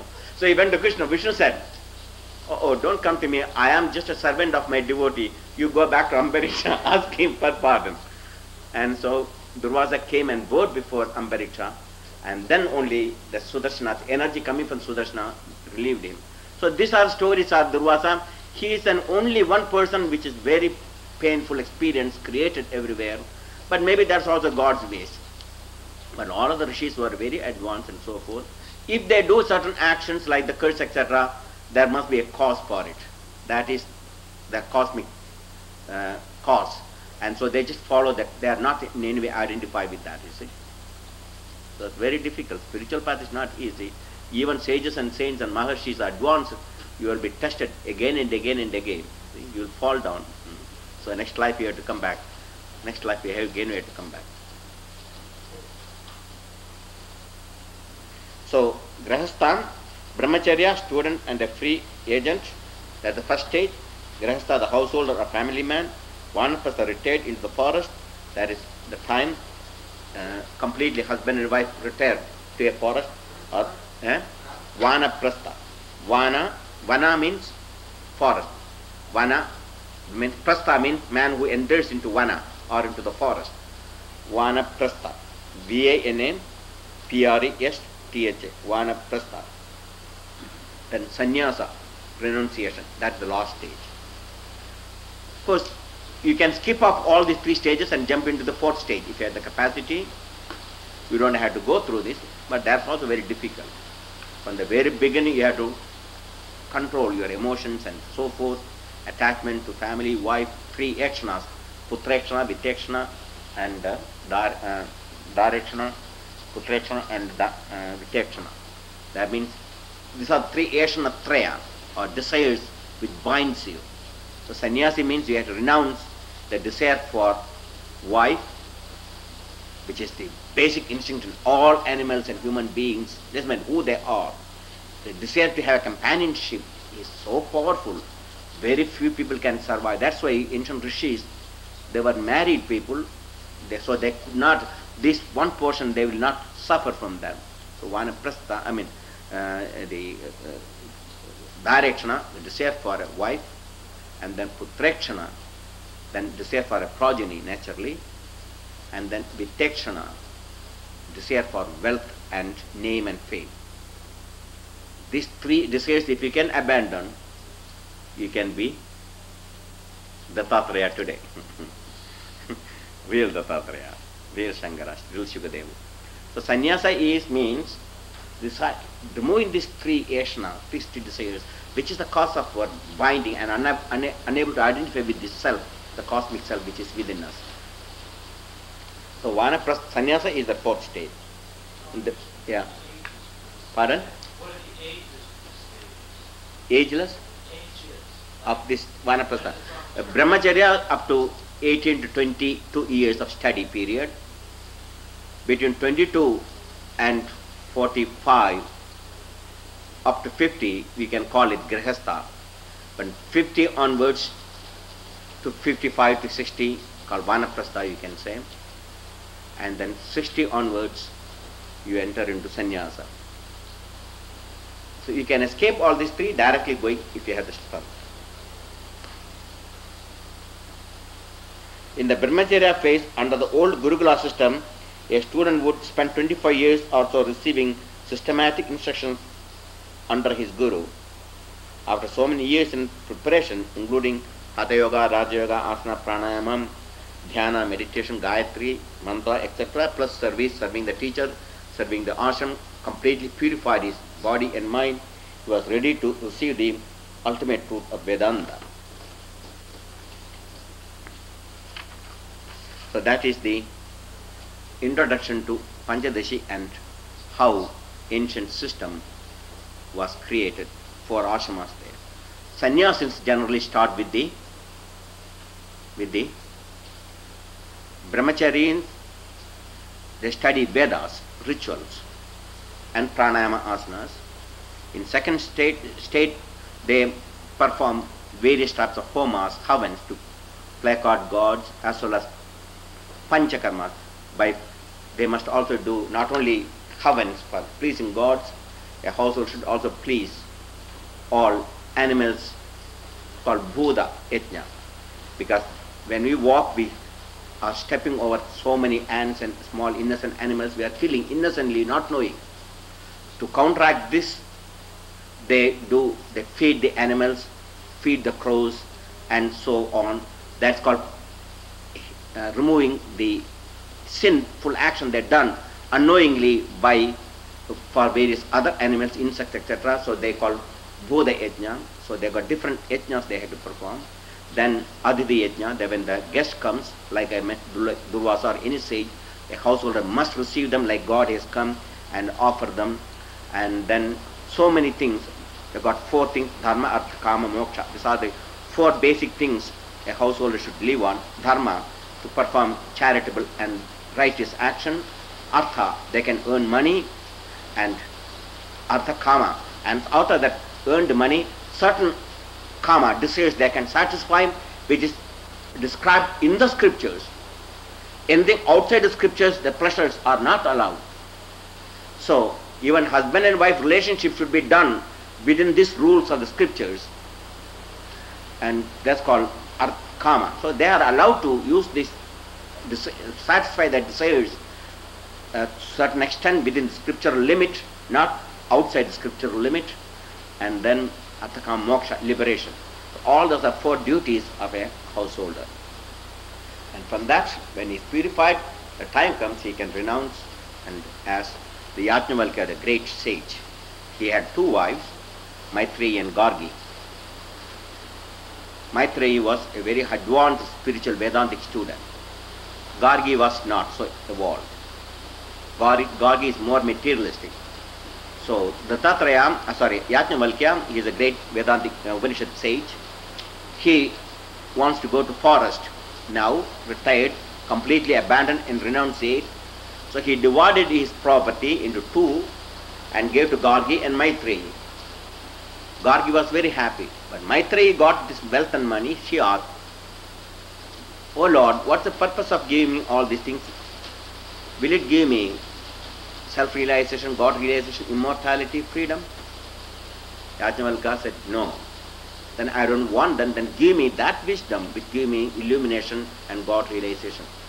So there is Maitreyi Yajnavalkya Samvad. It's another Vedantic text, pure Vedanta. And so Maitreyi became a disciple and accepted initiation from her husband Yajnavalkya. She did not accept any money or material wealth. Gargi was so happy. So there are different type of evolution you will find. For sannyasa you need tremendous amount of spirit of renunciation. But that renunciation cannot just for only for few days or few years. It is not something for a moment. It must be throughout your life. If you have that capacity, stay. Otherwise, go step by step. First get married, then have children, experience that householder's life, and see the pain and so forth, and do all the actions told, and discipline your life, and then eventually, last portion of your life is for you to get your freedom, sannyasa. So in the Indian system of marriage, it is not, here in the West you take the vow until death parts. Not in Indian system. They never say that until death parts, until old age. And then we are no more necessary. We find out our own way we go. So until, that's called sannyasa, last one. So that is the second lesson. Okay. Next is page Japa Yoga and Jnana Yoga meditation, page 101 and 109. Please take.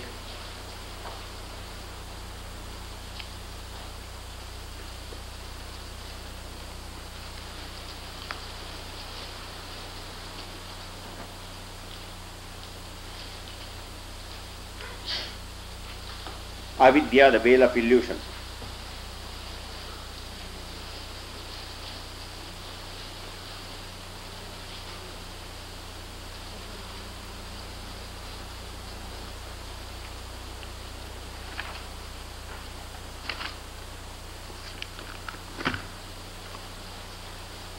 Brahman, absolute consciousness, has neither name nor form. It is infinite, unqualified, undifferentiated, which we discussed yesterday. We touched the subject.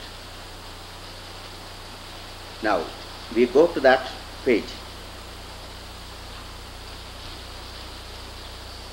In the page 103, Avidya, the last paragraph, manifests through illusion or maya as neither beginning nor cause.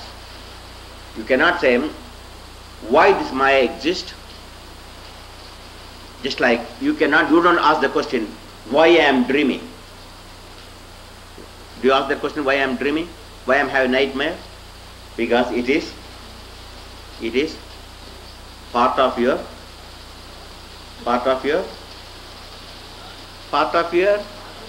experience. Just like waking state, I am Swami Vishnu. Then you ask me why I am Swami Vishnu. Well, I can't help it. It is my experience as Swami Vishnu, the yoga teacher. So if you ask why you are Dattatreya, the musician, he can't ask because that is my experience, nature. So, also, we cannot ask the question why Maya exists. The God is infinite, He is pure. Why this illusion exists in Maya, in Brahman?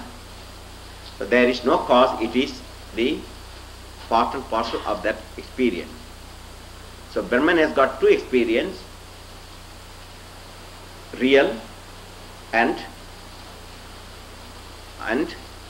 if it's real then it must be unreal. Like the illustration of snake and the rope. So you can either see the reality, the snake or the rope, or you can see the illusion as they are one and the same. So if there is illusion, you see it is snake. If it's real vision, it is. So the world and Brahman are one and the same. So that ignorance, the illusion of the snake caused by darkness, so you cannot see the reality. So also the world we see now is like the snake, appears to be different from me, independent and function against me and towards me, and I am going to seek something in the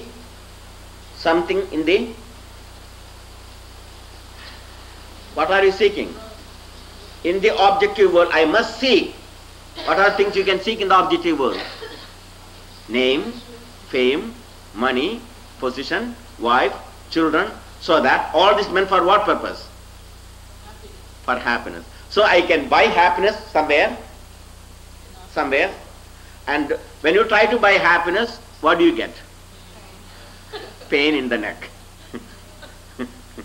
So you practice yoga and remove the pain, isn't it? So ask Madalasa, before marriage, Madalasa, what did you think about the marriage? Oh, husband, children, wonderful, is it not? And so wonderful, and I'll have a nice family, nice children, etc. After marriage, what happened? Still it is attachment is there. Still you think of your child, but now it is different situation, is it not?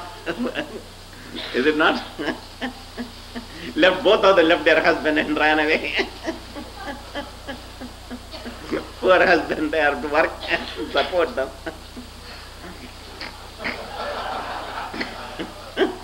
That's a good karma, is it not? Their husband has to work and make money so they can support their wife who has gone to meditate. Who has got the better karma? That's called how the karma works, you see.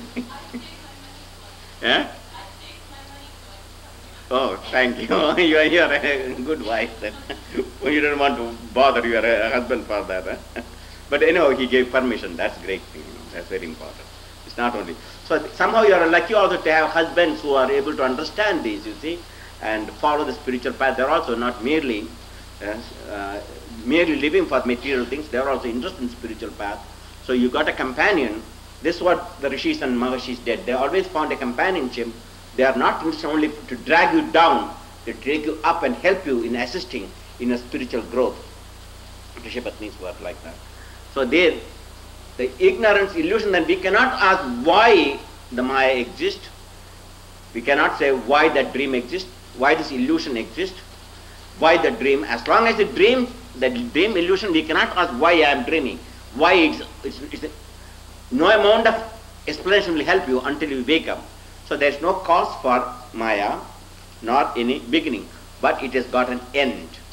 That's what the explanation about Maya. Maya has got a beginning, it's got no beginning, but it has got an end. Anadi Antavat, that's a Sanskrit they call it. Anadi means it's beginningless, we cannot say when it started, but it has got an end. End is when you realize the truth self. Just like that illusion of the snake came, but we cannot say how long this illusion started, when it started. As long as it was darkness existed, so that experience of the snake was not only for you, any other person came before you in the darkness, they also saw the same rope, they also had the same. So this ignorance we cannot say when it started, for whom it started, where it began. Because as long as the darkness exists, the experience of the snake will be there. But for reality, what was there? It's only. So the reality from the very beginning did not change, but the ignorance was there because of darkness. And this ignorance will disappear at the time of illumination. That's why it's no beginning or cause, but it's got an end. As the projection of a Brahman Maya, which is the manifested world, cannot exist independently. It is both real and unreal. Just like the example I gave yesterday, what? Real and unreal, like a rabbit coming out of a hat. It appears to be real, but for analytical mind, it knows it is an illusion. You can enjoy a magical show, you clap. But while enjoying, you also know that is not true. Then you are a wise man. So example is the Hitchcock movie. I gave the modern examples because ancient days they didn't have the Hitchcock movies and illusion. So they used the idea of hat tricks and going the rope trick, etc. It's an illustration. So in the modern term, I am illustrating. So you went to a movie. You saw the Hitchcock movie or Jaws or Exorcist. You are all terrified and start screaming. But you know there is neither exorcism, neither Jaw, neither it's all only a silver screen. So if I am also watched several times this thing, see how they create this illusion, including I watched the E.T. For me, it is just a childish play. From my point of view, it's just a childish play, E.T. Some children's imagination or someone's they treated the E.T. just like a small raccoon. In fact, one raccoon came to my house and I thought it must be like an E.T. It looks like an E.T. He wants I had to feed him, and he just took my kind of bed outside. He used that and he was sleeping inside. I thought it's a wild one. Later on I found a collar. So it's a tamed one, and then I start feeding. Just like the children did in the E.T. They start giving candies and they brought, and so I brought him candies and he started accepting me as his father and mother. Then I said, I don't want to get involved. So he he was sent away. He comes sometime nights and now and then he will knock at the door and get a couple of things and he goes away. It's like a E.T. Eh? Pardon? Is it? And one day I saw in my house and I was sleeping. Next day I found in a kid's cabin on the shower. He is a very interesting being, anyhow.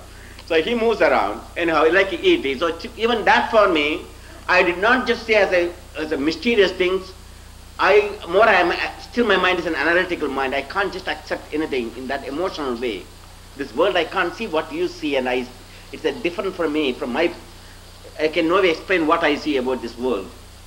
So the same with the art. That's why I cannot appreciate the art like others.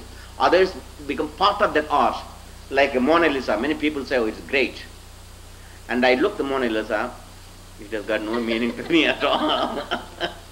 I won't even look second time.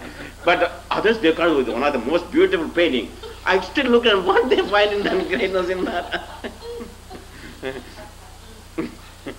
But certain paintings, see, I appreciate, look at that Krishna, the gopis, I appreciate how they created. That may be from ordinary point of view, they don't like it, but I like it, Certain musics, like the veena, etc., I can take it, but certain music, jazz, etc., I can't I don't understand how they do it, what they do it, you see. It's not something is wrong. I'm just talking about, so I cannot understand emotionally anything, analytical mind. So because I watched that analytically, and I found out that how the E.T. was created and what are the things then, how that illusion was created there. So I was not in any way influenced, either good or bad. I was witness to that.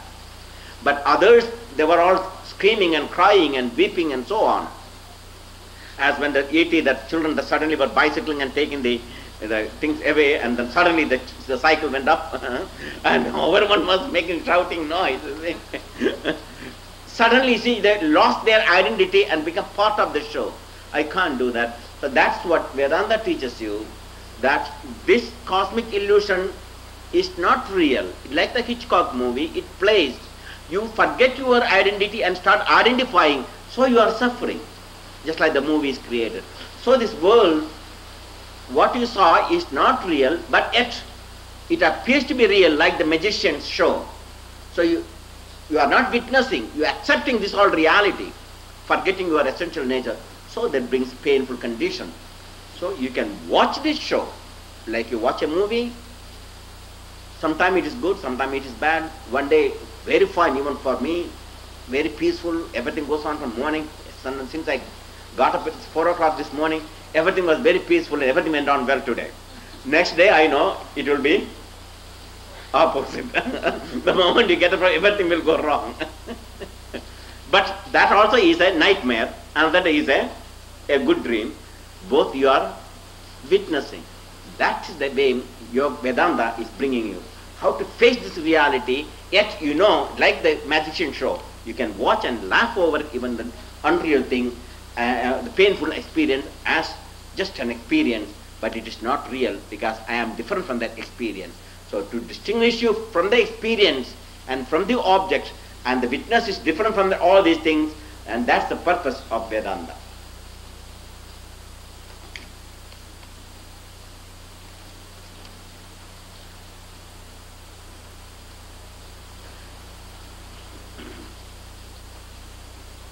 So, it is both real and unreal, real to mankind, unreal in the light of Brahman for sages.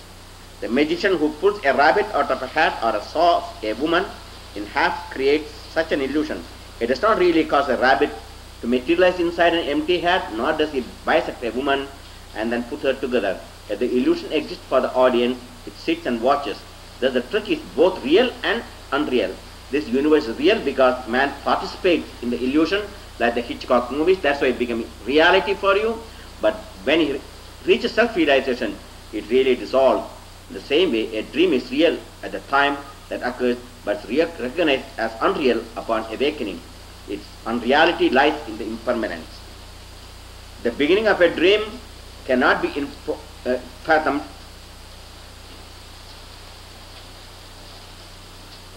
We will continue this subject tomorrow. So in conclusion, and of course, did I ask you to write every day a page? Did you do yesterday's lesson? You didn't? I forgot to tell you.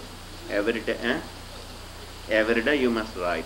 So you bring yesterday's lesson and today's lesson as one tomorrow. Okay, that's very important. And all the 6 school of philosophy and all those things you must go through that, your notes, and tell me 2 pages every day, okay? And also sure. Now we'll have a 15 minutes intermission and then we'll start our Sanskrit lesson, okay? Om Trayambagam Yajamahe Sugandham Pushtivardhanam Urvarugam Babandanat Michur Mukshiyamamritat Om Trayambagam Yajamahe Sugandham Pushtivardhanam Urvarugam Babandanat Michur Mukshiyamamritat Om Trayambagam Yajamahe Sugandham Pushtivardhanam Urvarugam Babandanat Michur Om Sarvesham Swastir Bhavatu Sarvesham Shantir Bhavatu Sarvesham Mangalam Bhavatu Sarve Bhavandu Sukhina Sarve Sandu Niramaya Sarve Bhadrani Pashyantu Ma Kaschittu Sabhat Bhavet Asadoma Satgamaya Tamasoma Jyotirgamaya Tyorma Mudam Gamaya Om Purnamada Purnamidam Purnat Purnamadachyade Purnasya Purnamadaya Purnameva Vashishyade Om Shanti Shanti Shanti Om Peace. Adorable Lord of mercy and love, salutations and prostrations unto thee. Thou art omnipresent, omnipotent and omniscient. Thou art Satchidananda. Thou art existence, knowledge, bliss absolute. Thou art the indweller of all beings. Grant us an understanding heart, equal vision, balanced mind, faith, devotion and wisdom. Grant us enough spiritual strength to resist temptations and to control the mind. Free us from egoism, lust, anger, greed, hatred and jealousy. Fill our hearts with the divine virtue. Let us behold thee in all these names and forms. Let us serve thee in all these names and forms. Let us ever remember thee. Let us ever sing thy glories. Let thy name be ever on our lips. Let us abide and be forever in the Bolo Sadguru Shivananda Maharaj ki Jai. One small story I forgot to tell about Dattatreya's question. I just remember about anger and lust. He asked why rishis get angry. That's the most difficult thing to conquer. Lust also, but which is more difficult. For example, when Cupid came to distract Lord Shiva's meditation, because they want to disturb the Lord, so that Lord will bring a son, Subramanya, to destroy the demons. But Lord doesn't want anything, he sat in deep meditation. So Indra called Cupid, please just go and throw your arrows. What type of arrows? Love arrows with the flowers. Send on so that God will come out of, and then he will bring a union with the Shakti, can bring the Subramanyam, because we are in danger. The world has been completely disturbed, but Lord doesn't want to open his eyes. His deep meditation. So, but Cupid said, "Oh my God, I won't go near Lord. When he opens the eyes, third eye, I'll be just no. You must help us." So the Cupid went gently and sent his arrows, and that arrow literally disturbed Lord open. "Oh yes, you Cupid, you came to disturb me." Immediately he opened the eyes, third eye, the Cupid became ashes. The Lord Shiva had control over the lust, but he had no control over the anger. So the Vishnu, another example, the Bhrigu Muni, another Maharshi, went to test who is great out of three incarnations, which quality is better, Brahma quality or Vishnu quality, Shiva quality. So he went and scolded Brahma publicly. Brahma was angry, but somehow he kept, but Saraswati and others came and stopped him. Then went Shiva. "Oh Lord Shiva, you are always seated with Uma, always with you." And Lord opened his eye, Parvati, "Please, Lord, don't do anything." So anyhow, he escaped from that and came to Vishnu. Vishnu was sleeping in his Sheshanaga, that's like serpent, cosmic serpent, or the galaxies. He was sleeping with Lakshmi, serving his food. He came. Vishnu did not even open his eyes. He just pretended he's sleeping. He just came and took his foot and just stepped over the chest of Vishnu and banged him, kicked him. "How come that you are sleeping here when the world is running in the wrong?" He just kicked on the chest of the Vishnu. Vishnu, oh, he caught hold of that. "Oh my God, did I hurt your feet?" And he started worshipping that feet which kicked him. He did not get angry, he worshipped that feet. Then Bhrigu said, well, Vishnu's aspect is the best because there's no anger. When he was insulted, etc., still he was only thinking of the devotee's feet, you see. So that's the anger is very difficult to control. Okay. That's what I get angry very easily. Okay, Om Namah Shivaya. Rest for 15 minutes, 10 minutes, come back again.